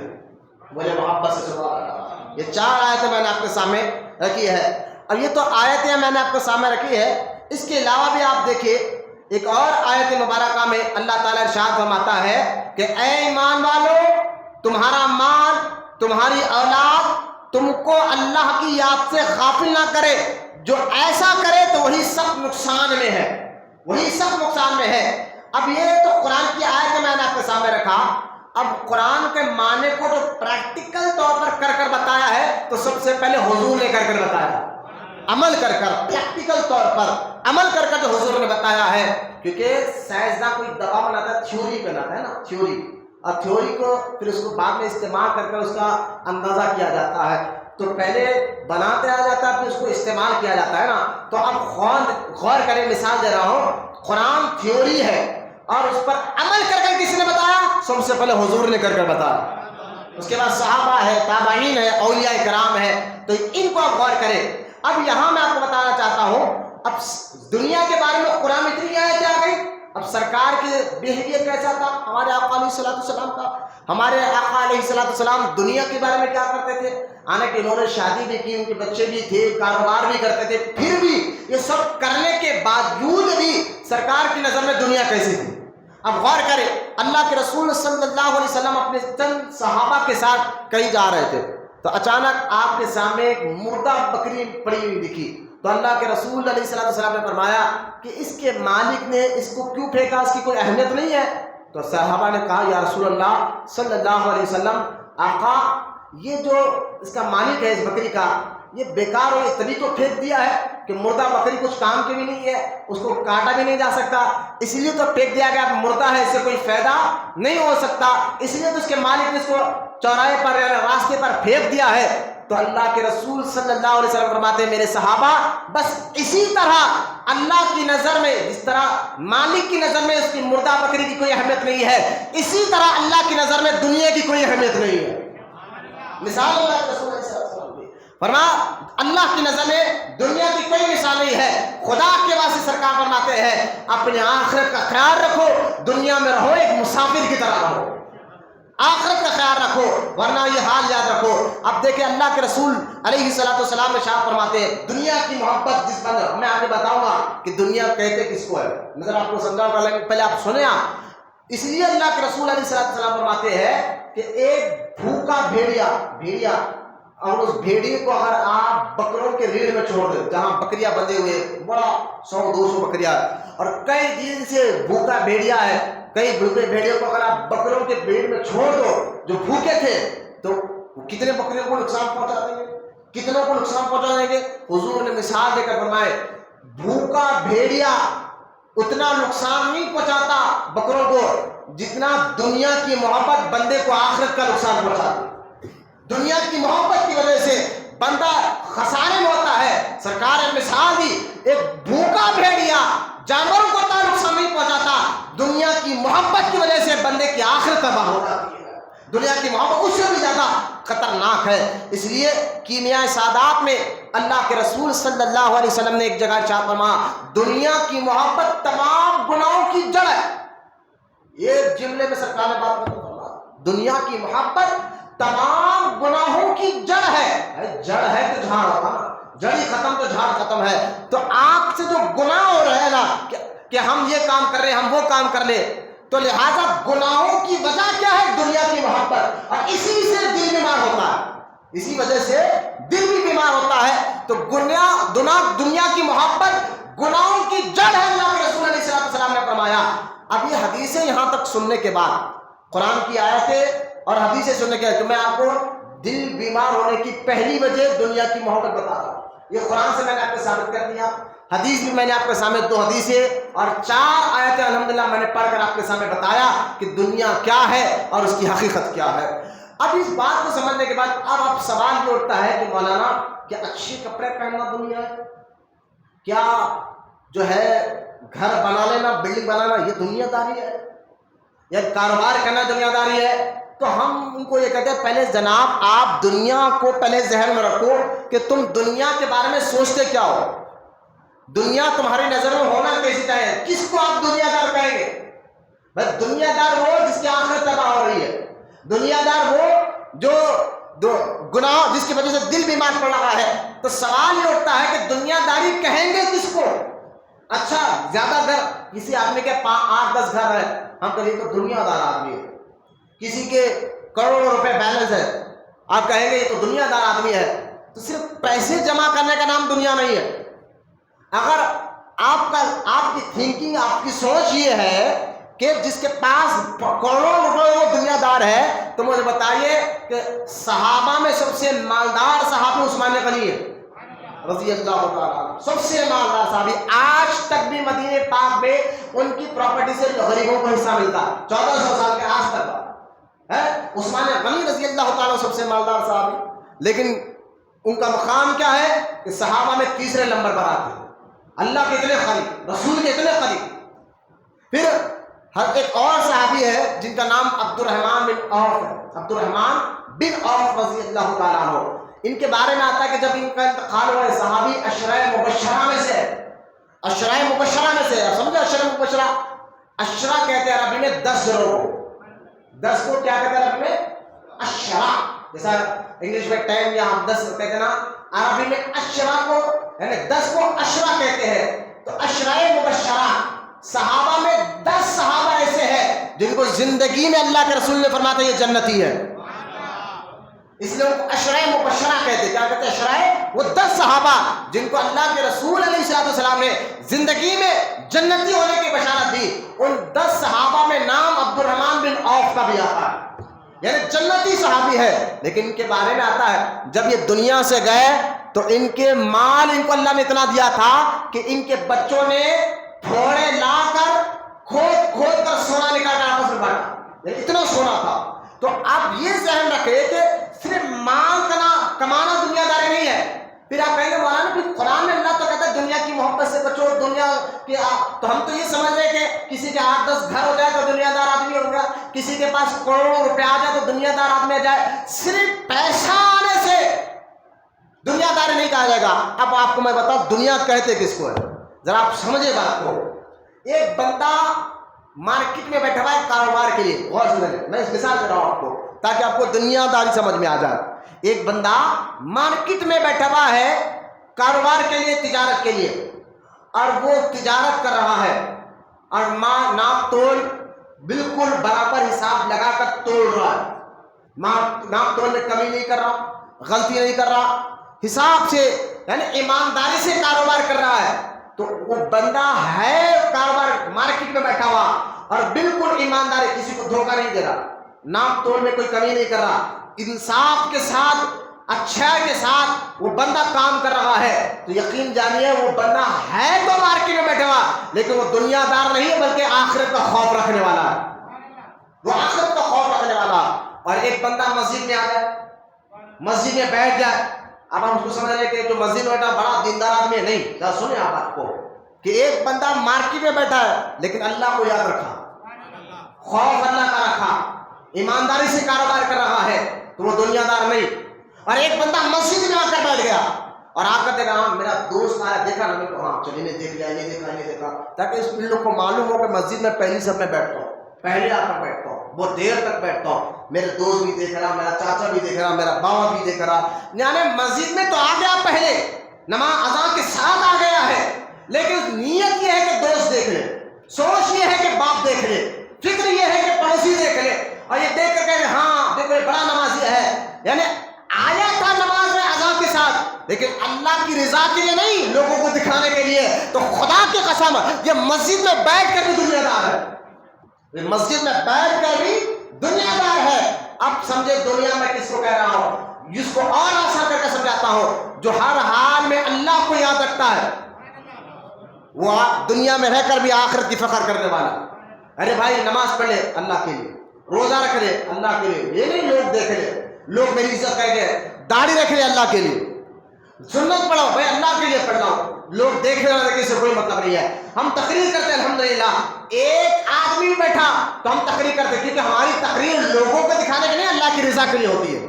تو لہذا یہ ذہن میں رکھنا کہ بندہ اللہ کی یاد سے جب غافل ہو جاتا ہے وہ دنیا دار ہو جاتا ہے۔ جب بندے کے دل سے دماغ سے اللہ کی یاد نکل جاتی ہے تو وہ مارکیٹ میں دھوکہ کرنے والا بن جاتا ہے، مسجد میں بیٹھ کر بھی دھوکہ دینے لگ جاتا ہے۔ آپ میں کتنوں کو نہیں بتاؤں کہ محلوں میں آپ ایسے کئی لوگوں کو آپ نے دیکھا ہوگا جو باپ کو گالیاں دے رہے ہیں، ماں کو گالیاں دے رہے ہیں، بیوی کا حق ادا نہیں کر رہے ہیں۔ کتنے بچیاں اسلام میں، کتنے ایسے اسلامی بہنوں کو میں بتاؤں جس کے شوہروں کی وجہ سے ان کے زندگیاں تباہ برباد ہو گئے ہیں، نہ وہ بیوی کا حق ادا کر رہے ہیں، نہ ماں باپ کا حق ادا کر رہے ہیں، اور بلکہ ان کی حالت یہ ہو گئی ہے کہ وہ بس پیسہ تو پیسہ کما رہے ہیں۔ اور تعجب کی بات تو یہ ہے کہ جس کے پاس پیسہ ہو، حالانکہ ہم جانتے اس کا کاروبار سود کا ہے، وہ عمل میں یعنی لین دین میں اچھا نہیں ہے، ماپ تول میں کمی نہیں، جو ہے کمی کرتا ہے، لوگوں کی زمینیں ہڑپ کر بیٹھا ہوا ہے۔ آج لوگوں کی زمینیں ہڑپنے والا، شراب کا، سود کا کاروبار کرنے والا، ارے بھائی لوگوں کے مال یتیموں، بیواؤں، بے سہاروں کا دھوکے سے مال کھا رہا ہے۔ میڈیا بتا دیتی ہے، سیدھا بیٹھو میاں، اے بچے سیدھا بیٹھو، ٹیکا نکمت بیٹھو، میری طرف دیکھیں۔ لوگ آپ میڈیا میں دیکھ لیں، آپ کہیں آپ کو دھوکے باز لوگوں کو بتایا جاتا ہے، جب میڈیا کو معلوم ہے تو ہمیں تو اس سے زیادہ معلوم ہوتا ہے۔ بتانا سمجھانا یہ چاہتا ہوں، حال یہ ہو گیا ہے کہ سود کھانے والا، حال یہ ہو گیا ہے شراب کا کاروبار کرنے والا، حال یہ ہو گیا ہے کہ ماں باپ کا حق ادا نہیں کر رہا، سگا بھائی بہنوں کا جو ہے نا پراپرٹی کا حصہ ہڑپ کر بیٹھا ہوا ہے۔ بہن رو رہی ہے کہ میرے باپ کا حصہ مجھے حصہ ملنا چاہیے، زمین کا پیسہ ہڑپ کر بیٹھا ہوا ہے، بھائیوں کا حصہ ہڑپ کر بیٹھا ہوا ہے، نہ حق ادا کرتا ہے۔ لیکن وہ بندہ یا تو مسجد کا صدر بن جاتا ہے اور تو اور بھائی محلے کے بڑا آدمی کون ہے، معلوم ہے پٹے باز ہے، معلوم ہے لیڈر ہے، معلوم ہے لوگوں کو دھوکہ دیتا ہے، معلوم ہے سود کا کاروبار چلاتا ہے، معلوم ہے بہنوں کا حق ادا نہیں کرا، بھائیوں کا حق ادا نہیں کرا، کئی غریبوں کی زمینوں کو ہڑپ کر بیٹھا ہوا ہے۔ یوں سمجھے کہ حیدرآبادی زبان میں کہتے ہیں ان کی ٹوپی ان کے سر، ان کی ٹوپی ان کے سر کرنے والا ہے، لیکن آج ہم اس کو مسجد کا صدر بنا دیتے ہیں، یا وہ مسجد میں آ کر پہلی صف میں بیٹھ کر نظر آتا ہے۔ یار اب آپ سوچنے میں لگ جائے یہ نماز پڑھ رہا ہے، پہلی صف میں آ کر بیٹھا ہے، پھر اس کی عادتیں دیکھو، اس کے اخلاق دیکھو، نہ بیوی کا حق، نہ ماں کا حق، نہ بچوں کا حق، نہ پڑوسیوں کا حق، نہ جو ہے رشتہ داروں کا حق، بس سب کے حق ہڑپ کر بیٹھا ہوا ہے۔ تو خدا کی قسم مسجد کا صدر بن جانے سے یا مسجد میں پہلی صف میں آ کر بیٹھنے سے کوئی اللہ والا نہیں بن جاتا کہ یہ تو خطائی دنیا دار ہے۔ اللہ والا تو وہ ہوتا ہے جو ہر حال میں اللہ کو یاد رکھتا ہے۔ ایک بندہ ہے چاہے تو کاروبار میں دھوکہ دیکھ سکتا، لوگ نہیں دیکھ رہے دھوکہ دے سکتا، لیکن کہتا ہے لوگ نہیں دیکھ اللہ دیکھ رہا، میں دھوکہ کیوں دوں؟ تو خدا کے قسم کاروبار کرنے والا دنیا دار نہیں دیندار آدمی ہے. میں یہ آپ کو بتا رہا ہوں، دنیا کو آپ غلط مطلب میں نہ لے جائیں کہ آپ کی سوچ یہ نہ ہو کہ جس کے پاس 8-10 گھر آدمی ہو، جو غریب ہو، پھٹے پرانے کپڑے، میں کہتا ہوں آدمی غریب ہے، پھٹے پرانے کپڑے پہن رہا ہے لیکن لوگوں کو دھوکہ دے رہا ہے، اور ایک آدمی امیر ہے، کروڑ پتی ہے، لیکن مال بھی حلال ذریعے سے کمایا اور کسی کو دھوکہ نہیں دیتا بلکہ اللہ کی رضا کے لیے کام کرتا ہے، تو اس غریب کو دنیا دار کہا جائے گا، اس امیر کو آخرت والا کہا جائے گا. یہ آپ کو سوچ رکھنا ہوگا کہ دنیا اور آخرت کی فکر تو اپنی سوچ کو صحیح کرے گا، فکر تو صحیح کرے گا، اپنی سوچ اور فکر کو صحیح کرے. یہ نہ کر کے امیر غریب کو نہ دیکھے بلکہ یہ دیکھے کون اللہ کو کتنا یاد کرتا ہے. صرف اللہ کو یاد کرنے کا مطلب یہ نہیں ہے کہ آپ ذکر کر کے اللہ اللہ پڑھتے بیٹھ جائیں، یہ نہ سو نہیں. آپ کاروبار کریں تو بھی آپ کو اللہ یاد رکھنا چاہیے، کیونکہ بھائی میں کاروبار کرو کسی کو دھوکہ نہ دو. آپ بیوی کا حق ادا کرے تو اللہ یاد رہنا چاہیے کہ اللہ کا حکم ہے اس لیے ادا کر رہا ہوں. ماں باپ کا حق ادا کرے تو اللہ یاد رہنا چاہیے کہ اللہ کا حکم اس لیے ماں باپ کا حق ادا کر رہا ہوں. اپنے پراپرٹی کے حصے میں آپ جو اولاد کو حق دے رہے ہیں، بہنوں کو حق دے رہے ہیں، بھائیوں کو حق دے رہے ہیں، تو اس لیے نہیں کہ لوگ کیا کہیں گے بلکہ اس لیے کرو کہ اللہ کا حکم ہے. تو یقین جانیے وہ مالدار بھی دنیا دار نہیں دیندار آدمی ہوتا ہے. تو جہاں بندہ اللہ کو بھلا تو وہ غریب ہو یا امیر وہ دنیا دار ہے. یہاں جو آیتیں ہیں ایسے لوگوں کے لیے بیان کی گئی ہے جو صرف اللہ کو بھول کر دنیا ہی دنیا آخرت کی کوئی فکر نہیں رکھتے. ایسے لوگوں کے لیے اللہ کے رسول علیہ السلام نے یہاں حدیث میں بیان فرمایا کہ دنیا کی محبت گناہوں کی جڑ ہوتی ہے، اور جب بندہ دنیا کی محبت میں ڈوب جاتا ہے پھر اس کا دل مردہ ہونا شروع ہو جاتا ہے. قرآن میں اللہ فرماتا ہے پھر ان کے دل پر کوئی بات اثر نہیں کرتی. ماں رو رہی ہے اثر نہیں ہو رہا، بہن رو رہی ہے اثر نہیں ہو رہا، اولاد رو رہی ہے اثر نہیں ہو رہا، بیوی تنکے کو محتاج ہے اور یہ لیڈر ہی کر لیتا پھر رہا محلے میں، اثر نہیں ہو رہا کیونکہ دنیا کی محبت میں دل مردہ ہو چکا ہے. اور ایسا مردہ دل اللہ قرآن میں فرماتا ہے جس کا دل مردہ ہو چکا ہے اس کا وہ آدمی نہیں جانوروں سے بدتر ہو جاتا ہے. اس لیے امام محمد غزالی رحمت اللہ تعالیٰ علیہ فرماتے ہیں تمہارے انسانوں کے اندر 4 عادتیں ہیں، ان 4 عادتوں میں سے کون سی عادت کو اپناؤ گے میں بتاتا ہوں. تو امام محمد غزالی فرماتے ہیں ایک عادت صفتیں ہیں، ہر انسان میں 4 صفت ہوتی ہے، یہ 4 جو میں آپ کو بتانے جا رہا ہوں، غور سے سنیں آپ. ایک صفت ملکوتی ہوتی ہے، اور ایک صفت شیطانی ہوتی ہے، ایک صفت فرشتوں والی صفت ہوتی ہے، اور ایک صفت جانور والی صفت ہوتی ہے. اب اس کو خلاصہ کر کے میں آپ کو سمجھانا چاہتا ہوں.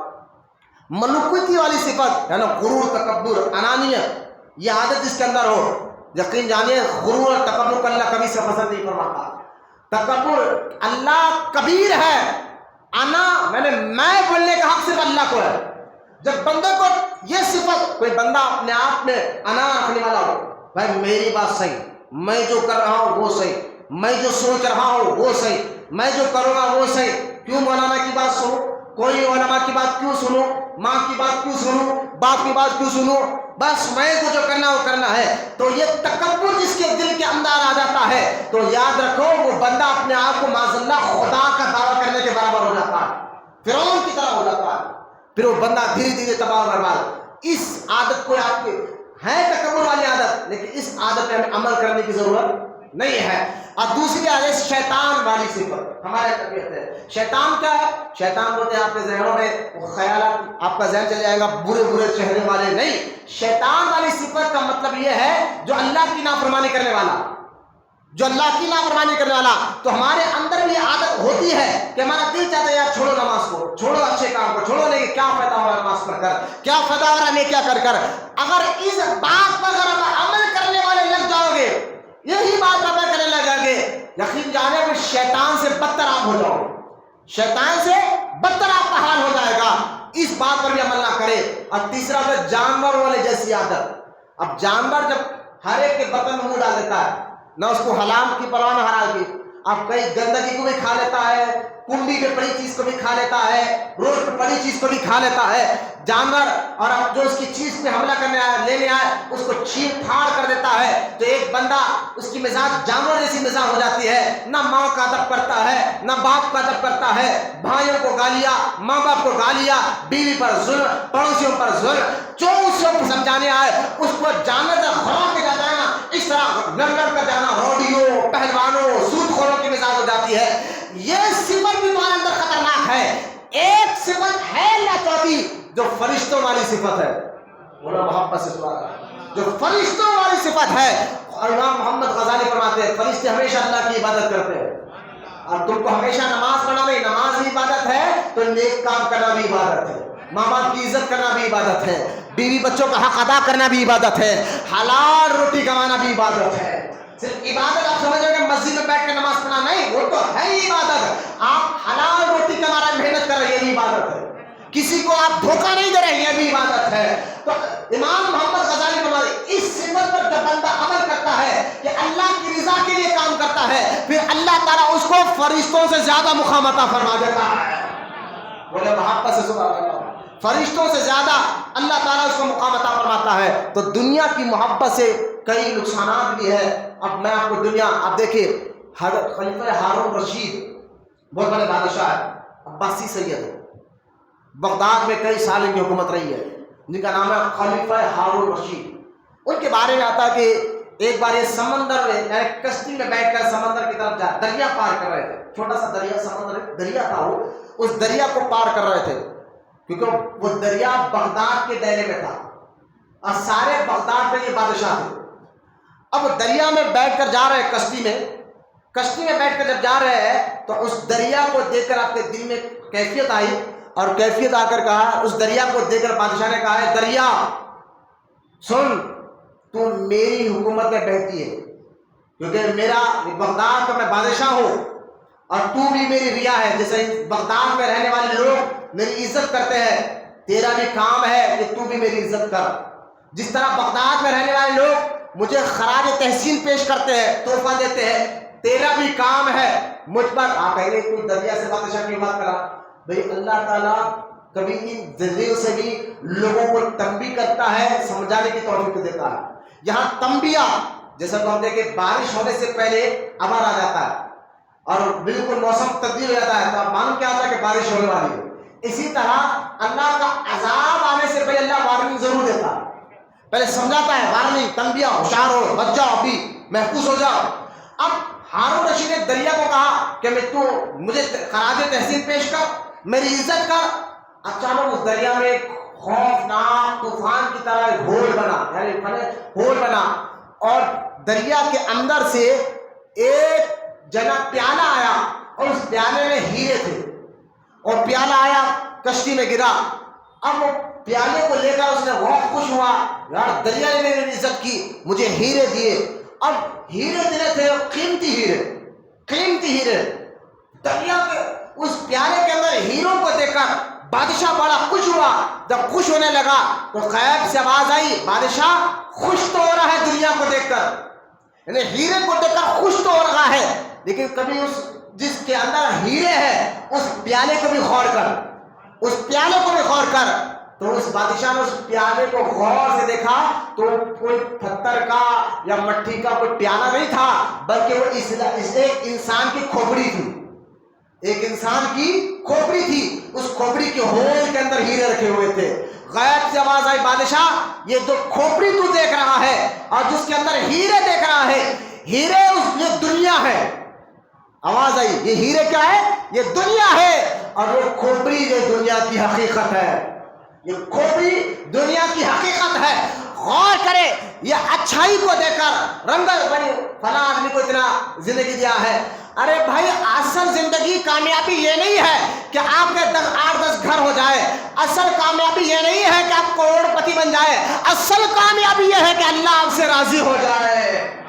آخرت آپ کی سفر کیا ہے؟ عقل مند آدمی تو یہی کرتا ہے کہ یار آپ دیکھو جو لوگ محلدار ہیں کما کر جاتے ہیں، جب ان کا انتقال ہوتا ہے نا، کوئی بھی ہو، کتنا بھی قریب کا چاہنے والا، فون جاتا ہے فون آتا ہے بھائی فلاں کا انتقال ہو گیا، تو پہلا سوال آپ کیا کرتے ہیں؟ اچھا ان کا انتقال ہو گیا، کب دفنا رہے؟ بولے 1:15 کو جماعت ہے، 1:30 بجے دفنا ہے، 1:30 بجے جماعت ہے، اس کے بعد لے آ کر دفنایا جائے گا۔ اب وہ صاحب جو آپ دنیا میں جس کے لیے جس کو شام دکھانے کے لیے وہ بھی آئے گا موتا میں، کب آئے گا؟ 1:25 کو آئے گا، اور بار بار نماز ہی بڑی مشکل سے پڑھے گا، جنازہ بھی بڑی مشکل سے، قبرستان تک جائے گا بڑی مشکل سے، بار بار اس کو فون آتے رہے گا، فون اٹھا کر بولا نہیں ابھی جنازہ قبرستان میں ہے، ابھی دفنا رہے، ابھی مٹھی ڈال رہے، ابھی وقت ہے۔ آپ کی کوئی پرواہ ہے ہی نہیں، آپ سمجھ رہے فلاں میرا دوست ہے، نہیں، مرنے کے بعد دوست بھی یہاں تک، دوست تو دوست ہے، رشتہ دار تو رشتہ دار ہے، جو پیدا کرنے والی ماں ہے نا وہ بھی یہ نہیں کہیں گے میرا لخت جگر کے ساتھ میرے کو دفنا دو میں ساتھ رہوں گا، نہیں، وہاں آپ کو تنہا رہنا ہے، نہ وہ پیسہ آئے گا، نہ دولت آئے گی، نہ وہاں پر جو ہے نہ ماں، نہ باپ، نہ رشتہ دار، نہ دوست۔ پھر کس لیے تم یہ تانا زدگی کر رہے ہو؟ کس لیے اللہ کو ناراض کرتے کام کر رہے ہو؟ غور کرو، قبر میں کوئی ساتھ نہیں، وہاں تو عقیدہ اور اعمال ساتھ آنے والا ہے۔ جو شکل بنا کر ساتھ آئے گا تو آپ کے اچھے اعمال آئیں گے۔ تو خدا کی واسطے دنیا کی محبت میں آ کر اپنی آخرت کو تباہ نہ کرے، دنیا کی محبت میں آ کر اپنے قبر کو تباہ نہ کرے، دنیا کی محبت میں آ کر بلا وجہ لوگوں کو تکلیفیں دینا شروع کر دے۔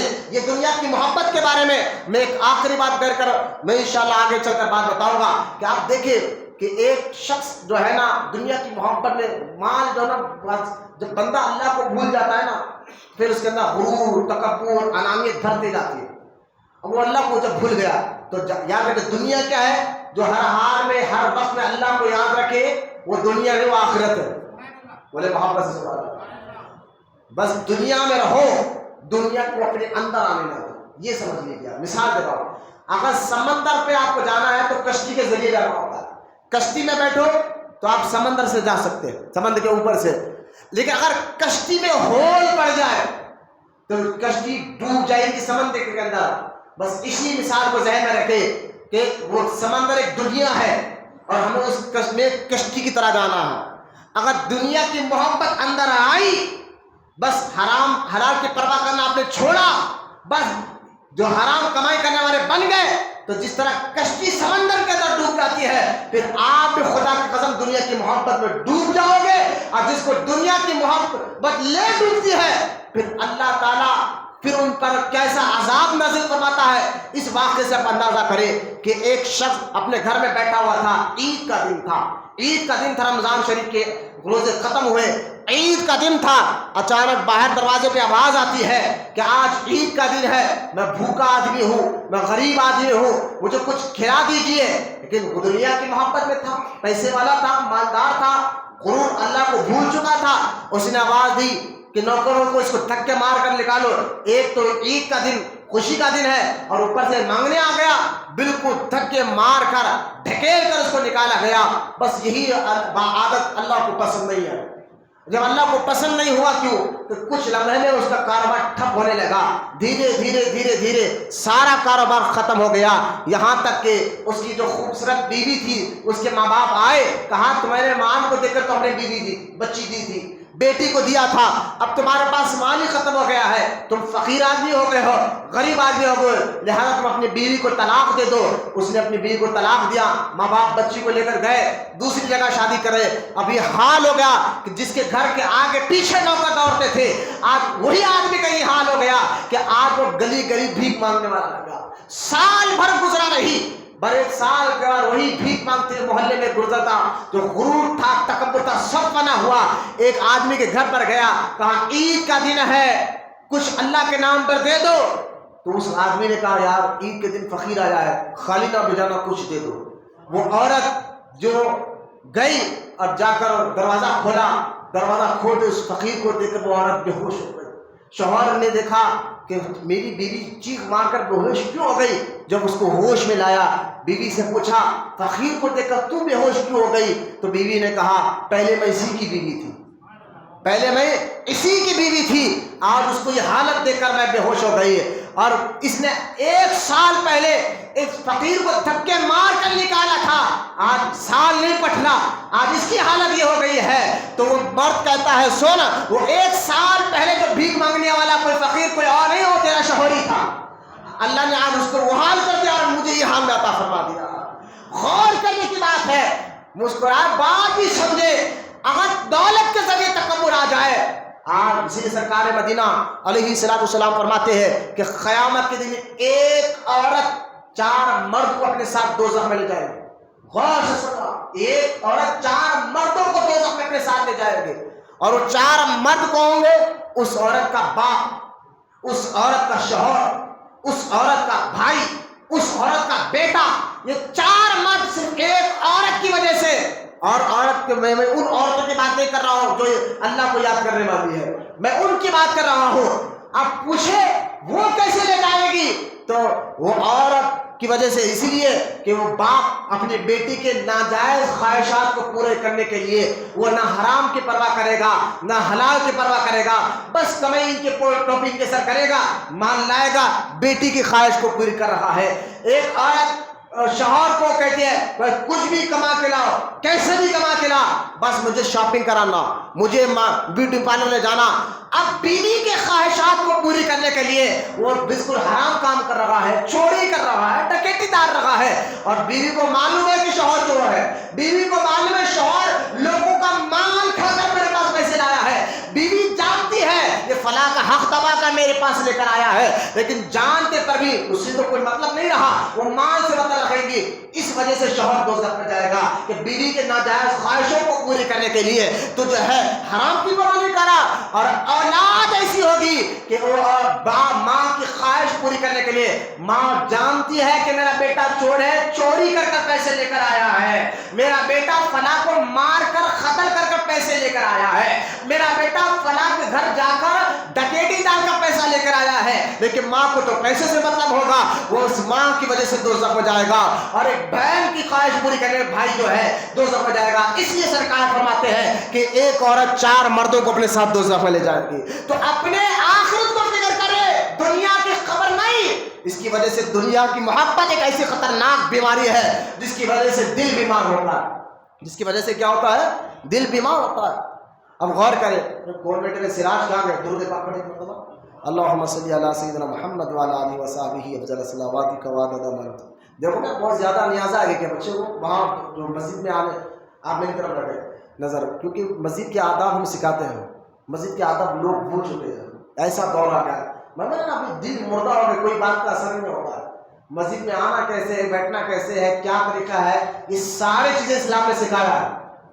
ہمارا تو حال یہ کہ سینہ بھی اکڑا ہوا ہو، مسجد میں ایسا آئیں گے بس کشتی کرنے کے لیے آ رہے ہیں، جبکہ غوث پاک کو دیکھیے آپ مسجد کی سیڑھی پہ ختم رکھ کر جسم پتے کی طرح کانپتا تھا، لیکن ہم جم میں داخل ہوتے نا وہاں سجا رہے ہیں، ایسے کیا میں لوگ لائن سے ٹھہرے ہوئے کیا سراج؟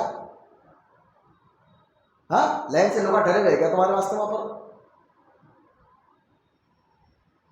درود پاک پڑھے، محبت سے بولے، دعا سے درود پاک پڑھے، اللہم صلی علی سیدنا مولانا محمد وعلی آل سیدنا محمد وبارک وسلم، صلاۃ و سلام علیک یا رسول اللہ صلی اللہ علیہ وسلم۔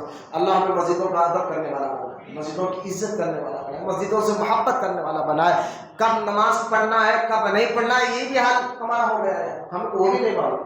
بیان کرتے وقت سلام کرنا منع، جب اردو بیان چل رہا ہو بیان کرتے وقت سلام کرنا منع، سنت پڑھنا منع، نماز پڑھنا منع، یہ مسئلے تو 1400 سال سے اسلام سکھاتے ہوئے آ رہا ہے، ہاں ہم نہیں سیکھیں گے تو پھر سیکھیں گے کب؟ غور کرنے کی بات، اللہ ہمیں سمجھنے کی توفیق عطا فرمائے۔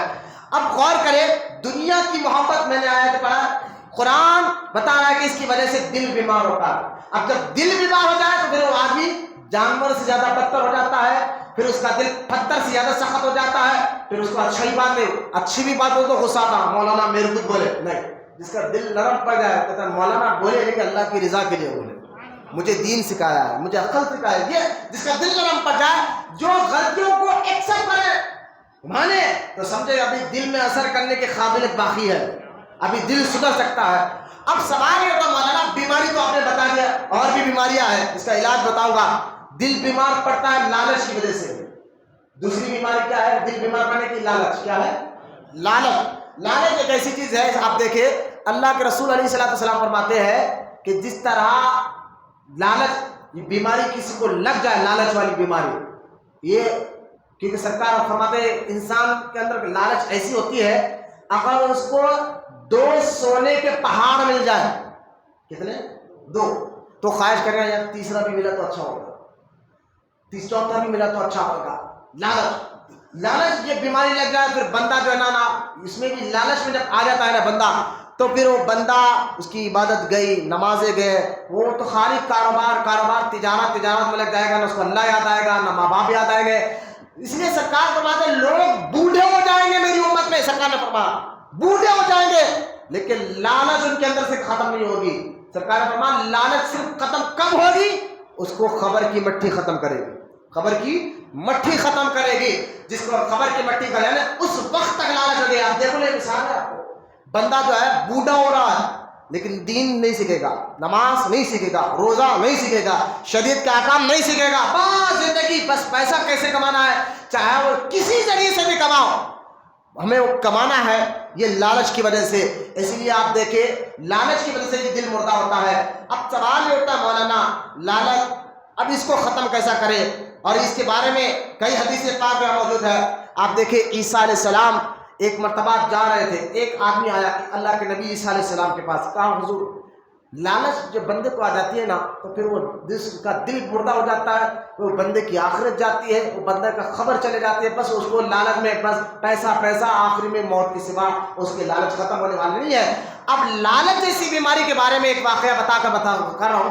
حضرت عیسیٰ علیہ السلام جا رہے تھے تو ایک آدمی نے کہا حضور آپ اللہ کے نبی میں آپ کے ساتھ چل رہا ہوں۔ آپ نے کہا ٹھیک ہے چلو ساتھ۔ اب وہ ساتھ لے جانے لگے، جنگل کا راستہ تھا، اب جنگل کے راستے سے ساتھ لے جا رہے ہیں۔ اب راستے میں بھوک لگی تو عیسیٰ علیہ السلام نے ٹفن لکھا، اس میں 3 روٹیاں، ایک خود کھایا، ایک اس کو دی، اور تیسری روٹی لے کر خرید میں پانی لانے کے لیے چلے گئے۔ جب واپس پانی لے کر آئے وہ تیسری روٹی کھائے۔ عیسیٰ علیہ السلام نے کہا یہ تیسری روٹی کہاں گئی؟ اس نے کہا مجھے نہیں معلوم یہ روٹی کہاں گئی۔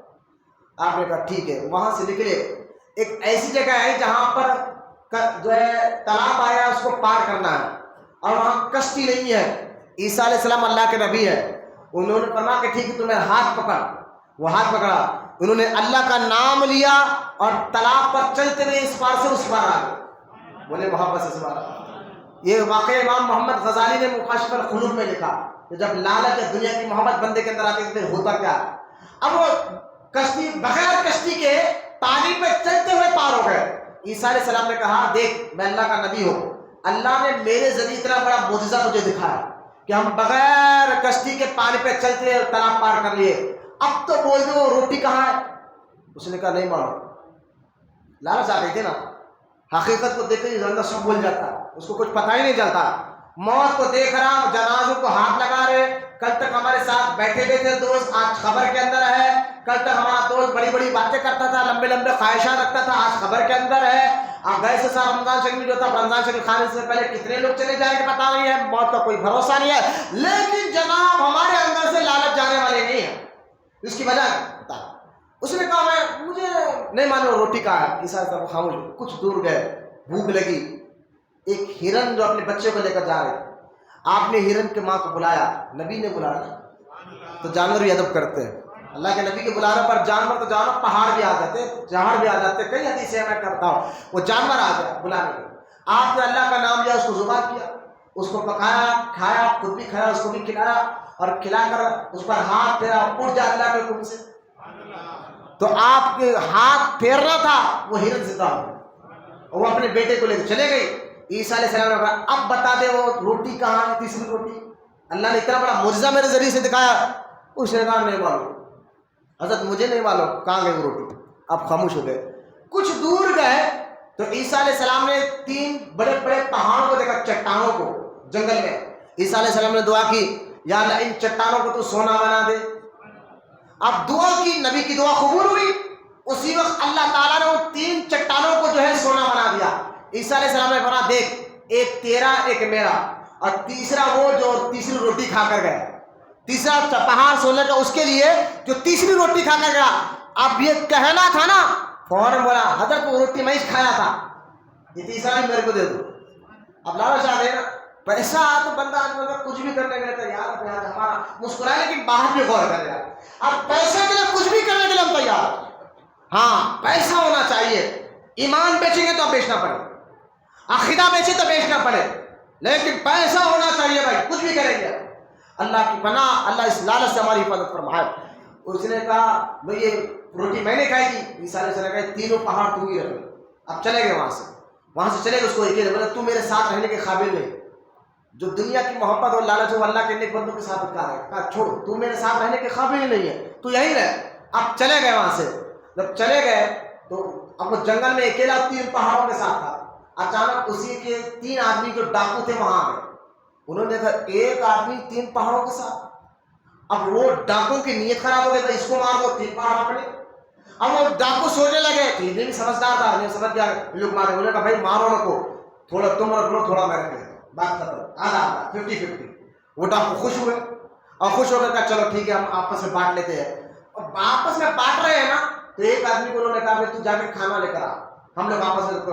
ان میں سے ایک آدمی گیا مارکیٹ کھانا لانے کے لیے، اور ادھر یہ لوگ بیٹھے اس کو کہیں کو دے، اس کو آتے ہی قتل کر دیں گے اور پورا مال اپنا آپس میں بانٹ لیں گے. یہ بات یہاں ہو رہی ہے. اور وہ مارکیٹ سے کھانا لے کر دیتے بڑا، اگر ان کو زہر ڈال کر مار دیا تو پورا اکیلا سونا میرا. بات غور کریے، واقعہ سچا واقعہ، پورا سونا میرا اکیلا. اب اس نے مارکیٹ سے کھانا لیا، اس میں زہر ملا دیا. زہر ملا کر آیا، جیسے ہی کھانا لے کر جنگل میں آیا، اس کے ساتھ انہوں نے اچانک حملہ کر کے اس کو مار دیا اور یہ مر گیا. اب انہوں نے کہا چلو یہ تو مر گیا، کھانا تو کھا لے، سونا لے گئے، یہ بھی کھانا کھا، یہ بھی مر گئے. اب وہ سونا وہی رہ گیا، لاشوں کی وہیں پڑی. عیسیٰ علیہ السلام کا گزر پھر اپنے کچھ خاص ساتھیوں کے ساتھ ہوا. لوگ حیران ہوئے، کہا اللہ کے نبی یہ کیا ہے؟ فرمایا سونے کو بتا کر کہا یہ دنیا ہے. سونے کو بتا کر کہا یہ دنیا ہے، اور یہ لاش کو بتا کر یہ دنیا کی حقیقت ہے. یہ دنیا کی تو لالچ بندے کو لے ڈوبتی ہے. اس کا ایمان گیا، اس کا عقیدہ گیا، اس کی وجہ سے بھی دل بیمار ہوتا ہے. اب سوال، چلو میں اور بھی باتیں میں بتانا، جب وقت ختم ہو رہا ہے. اب سوال یہ اٹھتا ہے مولانا، جب آپ یہ کہہ رہے ہیں کہ دل کا سدھرنا ضروری ہے، دل کا سنوارنا ضروری ہے، آپ نے یہ بھی بتا دیا دل اگر بیمار پڑ جاتا ہے تو بیمار کس وجہ سے پڑتا ہے. اب یہ بتا دیں کہ اس بیماری کا علاج کیسے ہو، یہ نا تو اس کا بھی جواب قرآن حدیث میں موجود ہے. اب ڈرنا نہیں، قرآن حدیث میں اس کا بھی علاج موجود ہے. اب سنیں اس کا علاج کیا ہے، کس طرح دل کو سنوارے. بھائی جس طرح ہم بیمار پڑتے ہیں تو علاج کے لیے ہم ڈاکٹر کے پاس جاتے ہیں نا، ڈاکٹر کے پاس شفا تو اللہ دیتا ہے نا. ان وہابیوں کو کبھی سمجھاؤ، شفا دینے والا تو اللہ ہے نا. ڈاکٹر کا کیوں جا رہا، گھر میں بیٹھ کر یا اللہ میں کوئی بخار آیا کام ہو جائے، نہیں ہوتا. ڈاکٹر کے پاس جاتے ہیں. کوئی بیماری پیٹ میں ہو گئی، آنکھ میں ہو گئی، اچھا کان، آنکھ، ناک، زبان، پیٹ، ہر ایک اسپیشل ڈاکٹر بھی ہوتے ہیں، وہاں پر بھی جانا پڑتا ہے. پیٹ کی بیماری تو پیٹ کے ڈاکٹر کے پاس جاؤ، آنکھوں کی بیماری آنکھوں کے ڈاکٹر کے پاس جاؤ. لہذا بیماری ہوئی تو ڈاکٹر کے پاس جانا پڑتا ہے. تو جس طرح بیماری آنے پر ڈاکٹر کے پاس جانا ہے شرک نہیں، کوئی غلط نہیں، اسی طرح روحانی بیماری لگنے پر اللہ والوں کے پاس جانا بھی کوئی بیماری نہیں آنا، کوئی شرک نہیں ہے. یہ ظاہری جسمانی ڈاکٹر ہوتے ہیں اور یہ اولیاء اکرام روحانی ڈاکٹر ہوتے ہیں. یہ بزرگان دین آپ کا روحانی علاج کرتے ہیں. جس طرح جسمانی ڈاکٹر ایک ٹیسٹ کر کر یا ہاتھ کی رگ دے کر اپنی بیماری پہچان لیتا ہے، اسی طرح اللہ کے نیک اور محبوب بندے جن کا دل اللہ کی یاد سے عینا ہو گیا ہے، جن کا دل پر اللہ کی انوار و تجلیات کا نور کی برسات ہو رہی ہے، جب وہ اللہ والے کے قریب کوئی بیمار آدمی جاتا ہے اس کو دیکھ کر اللہ کا ولی سمجھ جاتا ہے اس کا بیماری کیا ہے اور اس کا علاج کیا ہے. بولے وہاں پر سبحان اللہ. ڈاکٹر کے پاس جانا شرک نہیں تو اللہ والوں کے پاس بھی جانا شرک نہیں. ڈاکٹر جو ہے جو آپ کا جسمانی ڈاکٹر ہے، اگر آپ علاج نہیں کرائیں گے تو بیماری آپ کو مر جائے گی. علاج اگر آپ نہیں کرائیں گے تو بیماری آپ کو لے مرے گی، آپ مر جاؤ گے. تو آپ بچنے کے لیے آپ ڈاکٹر کے پاس جاتے ہیں. اسی طرح جب روح دل بیمار ہوتا ہے اور اگر آپ ان اولیاء اکرام کے آستانے پر یا سچے پیر کے آستانے پر نہیں آؤ گے تو آپ کی روحانی اور آپ کا دل مر جائے گا. اب جب جس کا دل مر جائے گا پھر وہ آدمی کبھی سدھر نہیں سکتا. وہ ہمیشہ اس کو نہ قرآن پر اثر ہوتا ہے نہ حدیث کا اثر ہوتا ہے، وہ ہمیشہ بیمار پڑتا رہے گا. غور کرے تو پہلا علاج اور اس کا علاج کیا ہے، وہ ڈاکٹر ہے. اور ڈاکٹر کون ہے؟ یہ اولیاء اللہ. بولے محبت سے سبحان اللہ. کون ہے؟ اللہ کے نیک بندے، یہ روحانی ڈاکٹر ہے جو آپ کے علاج کو پکڑتے اور علاج کرتے ہیں. لیکن سوال یہ ہوتا ہے کہ ڈاکٹر صحیح ہونا چاہیے. آج کل جو ہے نا MBBS بہت کم ہو گئے، گلی گلی میں ڈاکٹر ہو گئے نا. جس طرح گلی گلی میں ڈاکٹر ہو گئے، وہ تھوڑا بہت فارمیسی کے بارے میں پڑھ رہے، کوئی تو کچھ سال میڈیکل ہاتھ میں کام کر رہا، گلے میں ڈاکٹر کا وہ ڈال رہا پٹا، جا کر بیٹھ جا رہا، ہاں بھائی میں علاج کرتا ہوں. اب وہ گئے، سردی کا علاج، بخار کا علاج، گولیاں الٹی دے دیا، ریئیکشن ہو گیا، فلاں بندہ مر گیا. چلے اب مجھے بتائیے غلطی کس کی ہے؟ آپ کہیں گے مولانا ڈاکٹر کی. نہیں، ڈاکٹر کی غلطی نہیں ہے، غلطی آپ کی ہے. غلطی آپ گئے کیوں بابا پر؟ آپ کو معلوم تھا نا کہ MBBS نہیں ہے، یہ تو نارمل ڈاکٹر ہے بھائی، یہ تو بیچارہ. تو غلطی آپ، جس طرح آج کل کچھ ڈاکٹر جو ڈاکٹر بنے نہیں، فیک ڈگریاں ہے بھائی، چلا دھوکا بالکل چلا. میں آپ نے سنا یا دیکھا ہوگا، فیک ڈگریاں رکھ لے کر اور بالکل وائٹ کوٹ پہنے کر گلے میں ڈاکٹر کا آلہ ڈالنے سے کوئی ڈاکٹر نہیں بنتا. وہ فیک بھی ہوتے ہیں، چور بھی ہوتے ہیں، ڈاکو بھی ہوتے ہیں جو آپ کے پاس کو لوٹ لیتے ہیں. بعد میں آپ بولے نا حضرت میں گیا تھا ڈاکٹر کے پاس، ڈاکٹر صاحب نے غلط دی، ڈاکٹر نے غلط دوا دی. میں نے کہا ڈاکٹر غلط نہیں بیٹا، تو غلط ہے، گیا غلط جگہ کیوں؟ چند پیسے بچانے کے لیے گیا، غلط جگہ گیا کیوں؟ جس طرح ڈاکٹر دھوکہ دے رہے ہیں نا، فیک ڈاکٹروں کی بات کر رہا ہوں. جو اگر کوئی اس مجمع میں ڈاکٹر بیٹھا تو برا نہ مان، میں فیک ڈاکٹروں کی بات کر رہا ہوں جو لوگوں کے، فیک ڈاکٹر لوگوں کی جانوں سے کھیلتا ہے نا، جانوں کے ساتھ کھیلتا ہے غلط دوائیں دے کر. جس طرح فیک ڈاکٹر دنیا میں ہے نا، اسی طرح فیک پیر بھی دنیا میں ہو گئے، دھوکے باز پیر. ہم کہے حضرت آپ بولے مرید بن جاؤ، میں مرید بن گیا، کچھ دنوں کے سنگات رہا، انہوں تو نماز نہیں پڑھے، انہوں تو گانجا مار رہے تھے، لمبے بال رکھ لیے تھے اور وہ نماز نہیں پڑھ لیتے. آپ بولے تو میں ان کا مرید بن گیا، اٹھا انہوں نے میرے کو ہدیہ لو، فلاں لاؤ، یہ لاؤ، میں خالی پیسے لیتے گئے ہدیے کے نام پر، وظیفے کے نام پر. میں کو 10,000 ایک بار دیا، 20,000 ایک بار دیا، پورا لوٹ لیے. بعد میں معلوم ہوا یہ کوئی بابا ہے ہی نہیں جن کو نہ نماز کا طریقہ معلوم، نہ وضو کا طریقہ معلوم، نہ عبادت کا طریقہ معلوم. یہ تو ایک فیک بابا نکل گئے. میں پریشان ہو گیا. اب میری غلطی کیا ہے بتاؤ؟ میں نے کہا غلطی تمہاری ہے. جس طرح تم جو ہے نا گئے غلط جگہ، تمہیں معلوم تو ہونا چاہیے تھا پیر ہوتا کیسا ہے. تمہیں اتنا تو معلوم ہے کہ MBBS کرنے والا، ڈگری رکھنے والا ڈاکٹر اصل ڈاکٹر ہوتا ہے. تو پہلے آپ یہ دیکھو، صرف جو ہے نا پیلا شملہ، ہرا شملہ، لمبے بال رکھ کر، اتنے بڑے بڑے کڑے پہن لے کر، ہاتھ میں بابا 10 15 انگوٹھیاں رکھ لے کر، یا جو ہے گانجے کے سگریٹ پہننے والا پیر نہیں ہوتا، وہ دھوکے باز ہوتا ہے. ارے بھائی اگر کوئی پولیس کا لباس پہن کر آ کر ڈکیٹ کرے اور ڈکیٹی کر کر چوری کر کر بھاگ جائے اور لوگ کہے پولیس آئی چور کر گئی، پولیس چوری کر کے گئی، تو آپ کہیں گے پولیس والے بولے کہ بھائی یہ پولیس نہیں تھی بلکہ پولیس کا لباس پہن کر چوری کرنے آئے تھے. اسی طرح پیرے ہرے شملے پہن کر اگر کوئی آپ کو دھوکہ دے رہا ہے اور بعد میں آپ کو معلوم ہوا یہ تو دھوکے باز ہے، میرے ایمان میرے عقیدے کے ساتھ کھیل رہا تھا، تو آپ ڈرو مت. وہ سچے پیر نہیں، وہ فیک پیر ہوتے ہیں جو تمہارے مالوں سے محبت کرتے ہیں اور تمہاری دنیا سے محبت کرتے ہیں. لیکن جو سچا پیر ہوتا ہے، بولو نا سبحان اللہ. اب آپ کو میں بتاؤں پہچان ان کی کیسی ہوتی ہے، بولو نا سبحان اللہ. بات ختم کر رہا ہوں انشاءاللہ. یہ ٹاپک کو اگر اللہ زندگی رکھا تو آنے والے جمعہ میں بھی رکھوں گا. سچے پیر کی پہچان ہونا ہے نا، تو اس کی 5 چیزیں اس کے اندر دیکھو. یہ میں نہیں کہہ رہا ہوں، یہ میں نہیں کہہ رہا ہوں. ہمارے حیدرآباد پر احسان فرمانے والے بزرگ جن کا مزار عیدی بازار میں ہے، جن کو حافظ محمد شجاع الدین رحمۃ اللہ تعالیٰ علیہ کہا، جو برہان پور سے آئے تھے اور برہان پور سے گئے تھے خندار، اور خندار میں مرید ہوئے تھے سید رفیع الدین احمد قنداری کے. کون ہے سید رفیع الدین احمد قنداری؟ جو خواجہ نائب رسول کے مرید و خلیفہ ہے. بولے یا سبحان اللہ. ہاں، جو اماں جان نائب رسول کا لے کے ناچتے نا، اماں جان نائب رسول کی زندگی کو اگر آپ پڑھو، انہوں نے تو ساری زندگی شریعت کا کام، دین کا کام آگے پہنچایا. کبھی یہ فیک لوگوں کے چکر میں مت جاؤ بھائی، جو ہری پیلی اونڈی لے کر بیٹھ رہے تھے اماں جان ہمارے آنکھ پر ہے. کوئی ولی کسی کے آنکھ پر نہیں آتا. پہلے آپ دیکھیں سید رفیع الدین قنداری رحمۃ اللہ تعالیٰ علیہ جب آج سے 100-150 سال پہلے حیدرآباد آئے تھے نا، حیدرآباد میں آپ مکہ مسجد میں آ کر بیٹھے تھے، وہاں سے شمشاباد کے لوگوں نے آپ کو بلوایا تھا. تو شمشاباد ابھی اولڈ پی ایس، میں پورا ایڈریس کے ساتھ بتا رہا ہوں، ابھی وہاں خانقاہ تھی آج سے 150 سال پہلے. اولڈ پی ایس کے پاس جب سید رفیع الدین احمد خنداری کون ہے؟ خواجہ نائب رسول کے مرید ہے، بولے سبحان اللہ۔ جب خندار ابھی یہ جو علاقہ مہاراشٹر میں آتا ہے، ناندیڑ کے آگے خندار ایک علاقہ ضلع ہے ابھی موجود ہے ناندیڑ کے آگے، وہاں خندار علاقہ ہے، وہاں ان کی درگاہ شریف ہے۔ لیکن حیدرآباد والوں نے کو خاص طور پر جب نظام سرکار کا دور تھا بلایا تو آپ حیدرآباد آئے، شمشاباد اولڈ پی ایس کے پاس بازو خانخواہ تھی ابھی موجودہ، اب تو قبضہ ہو گئی، خانخواہ کے نام نشان مٹ گیا ہے، وہاں جا کر جب بیٹھے تو سید رفیع الدین احمد خنداری کو اللہ نے اتنی مقبولیت دی تھی، اتنی مقبولیت دی تھی، اتنے بڑے ولی تھے کہ آپ 8 یا 10 دن جب شمشاباد میں رہے تو دن ہو یا رات آپ کو سانس لینے کی فرصت نہ تھی، اتنے لوگ آپ سے آ کے ملنے لگے تھے۔ کیوں؟ کیونکہ ولی کون ہوتا ہے؟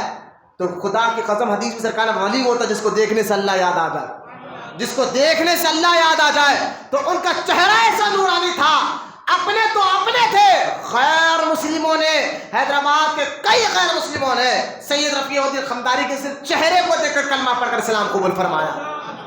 یہ سید رفیع الدین احمد خنداری صرف حیدرآباد میں مشہور نہیں تھے، اپنے دور میں مکہ میں بھی مشہور تھے، مدینہ شریف میں بھی موجود تھے، مشہور تھے، بڑے علماء عرب تھے، بڑے بڑے علماء ان کی، یعنی لوگ ان سے پڑھنے کے لیے، اتنے بڑے عالم تھے، مرید بھی نائب رسول کے تھے نا، اتنے بڑے عالم تھے کہ حیدرآباد سے نہیں بلکہ لوگ بغداد سے آتے ان سے پڑھنے کے لیے، عراق سے آتے ان سے پڑھنے کے لیے، مدینے سے آتے ان سے پڑھنے کے لیے، مکہ سے آتے تھے ان سے پڑھنے کے لیے۔ دیکھو وہ دور 150 سال پرانا دور، نہ انٹرنیٹ کا دور ہے، نہ فیس بک کا دور ہے، نہ یوٹیوب کا دور ہے، نہ کوئی نام آ رہا ہے بس، لیکن اللہ اپنے محبوب بندوں کو جب مقبول کرنا چاہتا ہے نا، بولو نا سبحان اللہ، پوری دنیا پھر ان کا چرچا ہوتا ہے، جس کو اللہ مشہور کرنا چاہتا ہے چرچا۔ ارے بھائی ہم اور آپ فیمس ہوتے ہیں انٹرنیٹ کے ذریعے، یوٹیوب یا فیس بک کے ذریعے، وہ دور 150 سال پہلے کا، نہ فیس بک ہے نہ انٹرنیٹ ہے، لیکن وارے سید رفیع احمد رحمت خنداری رحمۃ اللہ تعالی کی مقبولیت کیا صرف ہندوستان نہیں، مکے کے لوگ آپ کو پہچانتے تھے، مدینے کے لوگ آپ کو پہچانتے تھے، بغداد کے لوگ آپ کو پہچانتے تھے، ایران کے لوگ آپ کو پہچانتے تھے، عراق کے لوگ آپ کو پہچانتے تھے، اور کہتے تھے سب سے بڑا عالم اگر کوئی ہے تو یہ نائب رسول کا مرید ہے جس سے لوگ آ کر پڑھا کرتے تھے۔ نائب رسول کیا ایسے تھے بھائی مریدہ، بولو نا سبحان اللہ۔ ایک بندہ ناچ رہا، میں بولا کیا ہوا اس کو، نائب رسول آنکھ پر ہے، نیچے سے اوپر دیکھا داڑھی چہرے پہ نہیں، منہ میں گٹکا کھا رہا ہے، نہ اماں کی عزت کرتا، نہ بیوی کی عزت کرتا، نہ اس کو نماز کے بارے میں معلوم، نہ طہارت کے مسئلے معلوم ہے، انہوں نائب رسول کے بعد میں نے پہلے تو آتے نہیں، جنات آتے، شیطان آتے ہو گئے، کوئی ولی کسی کے آنکھ پر نہیں آتا۔ ہاں اگر ولی کسی پر نظر ڈال دے، بولو نا سبحان اللہ، ولی اگر کسی پر نظر ڈال دے پھر اگر وہ بے نمازی بھی ہو تو نمازی بن جاتا ہے، بولو نا محبت سے سبحان اللہ، اس کو نظر ڈال کر اللہ کا ولی بنا دیتے ہیں۔ نائب رسول نے اپنے مرید کو ایسا نوازا، پوری دنیا میں آپ کا چرچا ہوا۔ سید رفیع الدین احمد خنداری رحمۃ اللہ علیہ جو کئی حیدرآباد کے لوگ ان کے مرید ہوئے، مکہ مجید میں آپ رہے، حافظ شجاع جو عیدی بازار میں جو گنبد والا مزار ہے یہ بھی انہی کے مرید تھے، بولو نا سبحان اللہ۔ برہان پور ابھی بمبئی کا مہاراشٹر کا حصہ ہے نا، برہان پور، وہاں سے حیدرآباد آئے تھے اور سید رفیع الدین احمد خنداری سے مرید ہوئے تھے۔ اب تو یہ حصہ مہاراشٹر میں چلے گیا، پہلے دکن میں آتا تھا یہ حصہ، مہاراشٹر میں یہ حصہ چلے گیا ہے۔ سید رفیع الدین خنداری فرماتے ہیں پیر کے لیے، پیر وہ ہوتا ہے، اب دیکھیں آپ فرماتے اتنے بڑے بزرگ سید رفیع الدین خنداری فرماتے ہیں اگر پیر بننا، مرید بننا چاہتے ہو تو پیر کے اندر 5 چیزیں دیکھو، بولو نا سبحان اللہ۔ اب بات ختم کر رہا ہوں میں، کتنے چیزیں دیکھو؟ ہاں یہ نکو دیکھو نا ہوا میں اڑنا، یہ دیکھو، یہ مت دیکھو کہ انہیں جو ہے پانی پہ چل رہا بغیر کشتی کے، یہ کام جادوگر بھی کر سکتے بابا۔ ہوا میں اڑنا کوئی کمال کی بات نہیں، مکھی بھی اڑ جاتی، سمندر میں تو مچھلی بھی چلتی ہے، کوئی کمال کی بات نہیں ہے۔ تمہارے دل کی بات بتا دیں، میں نے کہا یہ بھی بات کمال کی بات ہے۔ کئی جادوگروں کو میں دیکھو، آپ جادوگر کے پاس جاؤ، آپ کیا کھا کر آئے، آپ کا نام، ابا کا نام، دادا کا نام، سب بتا دیتے ہے جادوگر، لیکن آپ اس کے مرید بن جائیں گے نہیں۔ ہم نے پیر کو پہچاننے کی شرط ہی غلط رکھے نا بھائی، کہ جو ہمارے دل کی بات پہچان لے وہ ولی نہیں۔ حضرت سید رفیع الدین خنداری رحمۃ اللہ تعالیٰ فرماتے ہیں کہ پیر کے اندر کا 5 شرطیں ہونا ضروری ہے۔ بیٹھ جاؤ، میں جہاں جگہ میں نہیں بیٹھے، کھاندے پھال کے کبھی نہیں آنا، لوگوں کی کھاندے پھال کرنا، خاص جمعہ سرکار جلال میں آ جاتے تھے، اجلا میں آ کر کہتے ہیں جو لوگوں کے کھاندے پھال کر سانپ میں آتا ہے نا، سرکار فرمایا جہاں جگہ ملی بیٹھ جا. کیوں؟ سرکار فرمایا جو کھاندے پھال کر آئے وہ دوزخ میں جانے کا راستہ بنا رہا ہے. یہ بھی بیماری ختم کرو یار ہمارے اندر سے. بول ختم کریں گے انشاءاللہ. اب جہاں لوگوں کے کھانے پھیلا پھیلا کر سامنے آنا، داڑیاں یار لمبے لمبے داڑیاں رکھ کر بھی لوگ ایسی حرکتیں کرتے، تعجب ہوتا ہے. میں داڑھی والا تو نہیں کرتا نا، داڑھی رکھنا تو میرے آقا کی سب سے پیاری سنت مبارکہ ہے. خیر، مرشد کے اندر 5 چیزیں دیکھو تو ان کے مرید بنو. اب اسے رنگ نہیں دیکھنا ہے، کپڑے نہیں دیکھنا ہے، تو آپ کو شملے نہیں دیکھنا ہے، 5 چیزیں دیکھنا ہے. پہلی چیز تو سید رفیع الدین خمدانی اتنے بڑے بزرگ فرماتے ہیں، جن سے لوگ مکہ سے آ کر پڑھا کرتے تھے یار. وہ فرماتے ہیں کہ پہلی شرط کہ مرشد عالم ہونا ضروری ہے. سب سے بولے محبت سے بولے سبحان اللہ. آج کل یہی تو پرابلم ہے نا، ہم جہاں رنگوں کو دیکھ کر پریشان ہو جاتے ہیں. بھائی جس طرح ڈاکو پولیس کا لباس پہن کر لوٹ لیتے نا، اسی طرح کوئی ہرے کپڑے پہن کر آپ کے ایمان کو لوٹ لے تو آپ پریشان ہو جاتے ہیں. یار سب ہرے کپڑے والے سے نہیں ہوتے ہیں. الحمدللہ ہرے کپڑے پہنا یہ جنتوں کی نشانی ہے، کوئی ڈاٹ نہیں ہے. ہم نسبتوں کی عزت جانتے ہیں، لیکن ہم غلط چوائس کرتے ہیں کہ کپڑوں کو دیکھ کر دھوکہ نہ کہا جائے. مرشد کے اندر پہلی شرط ہے وہ عالم ہو. مجھے بتایا اگر مرشد ہوئی جاہل ہو، نہ اس کو حلال کے بارے میں معلوم نہ حرام کے بارے میں معلوم، وہ شاگرد کو اپنے مرید کو سکھائے گا کیا ہے؟ وہ خود غلط ہو تو لوگوں کو سکھائے گا کیا؟ تو مرشد کی پہلی شرط کیا ہے؟ وہ عالم ہو. اگر عالم نہیں بھی ہے تو مرشد کے پاس اتنا علم ہو کہ وہ حلال اور حرام کا مسئلہ کتاب کھول کر اپنے مرید کو سمجھا سکے. بولے محبت سے سبحان اللہ. یہ کیا ہے؟ پہلی شرط ہے.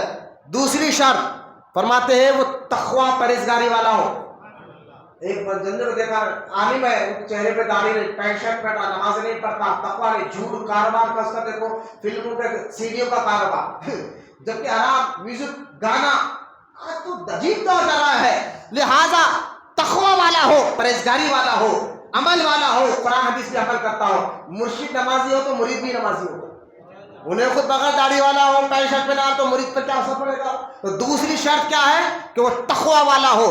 اور تیسری شرط کہ وہ آخرت کی فکر رکھنے والا ہو، دنیا سے نفرت رکھنے والا ہو. بولنا سبحان اللہ. یہ تیسری شرط ہے کہ وہ دنیا سے نفرت رکھنے والا، عبادت گزارو. نفرت دنیا داری کیا میں نے بتا دیا آپ کو. لہذا وہ آخرت کی فکر کرنے والا ہو. چوتھی شرط وہ نیکی کی دعوت دینے والا، گناہوں سے بچانے والا ہو. بولنا محبت سے. آج کل میں مردوں پیر صاحب کو نظرانہ دیتا ہوں، نماز نہیں پڑھا تو چھوڑو، نظرانہ دیتا ہے. داڑھی میں دیکھ کر آپ پیر صاحب کو نظرانہ دیتے ہو، چھوڑو. داڑھی کو کیوں بولو، اس کو نظرانہ بنا ہوتا نا. اگر اس کو بولیں گے ارے میں نماز پڑھو، پیسے نہیں دیا تو نظرانہ نہیں دیا تو انہیں نیکی کی دعوت دیتے نہیں. تو خدا کے قدر سچے پیر ہوتے نا. ارے عام آدمی مرید تو مرید ہے، وقت کا بادشاہ بھی ان کے سامنے گناہ کرے تو آنکھ میں آنکھ ملا کر بتاتے ہیں. بولنا محبت سے سبحان اللہ. میں کتنے واقعات ہے کہ وقت زیادہ دیتا اگر میں بولتا. تو چوتھی شرط کہ نیکی کی دعوت دینے والا ہو. اور پانچویں شرط سید رفیع الدین احمد خمدانی فرماتے ہیں پیر وہ ایسا ہو جس کے 5 شرطیں ہو. پہلی شرط وہ عالم ہو، دوسرا وہ تقوی والا ہو، تیسرا وہ دنیا سے نفرت اور آخرت کے محبت کرنے والا ہو، چوتھا وہ نیکی کی دعوت دینے والا ہو، گناہ سے بچانے والا ہو، پانچواں اور آخری شرط وہ بڑے بڑے بزرگوں کی صحبت میں بیٹھنے والا ہو. بولنا محبت سے سبحان اللہ. میں نے اعلی حضرت کی شرطیں میں بتاتا تھا، لیکن میں نے سید رفیع الدین خمدانی رحمۃ اللہ تعالی کی شرطیں بتایا ہوں. یہ 5 شرطیں، 5 چیزیں جس پیر کے اندر نظر آئے اس کی آپ مرید بن جاؤ. پھر مرشد تمہارے دلوں کو صاف کرتا ہے. پھر صاف کیسے کرتا ہے؟ انشاءاللہ اللہ زندگی رکھا تو آنے والے جمعہ میں آپ کے سامنے رکھوں گا. اللہ کی بارگاہ میں دعا ہے اللہ ہم تمام کو کہنے سننے سے زیادہ عمل کی توفیق عطا فرمائے. جتنے بوڑھے بچے نوجوان یہاں بیٹھے مالا بیٹھنے کو قبول فرمائے. اللہ ہمیں سچا عاشق رسول بنا اور قیامت تک ہماری نسل میں عاشق رسول کو پیدا فرما. وما علینا الا البلاغ والحمد للہ.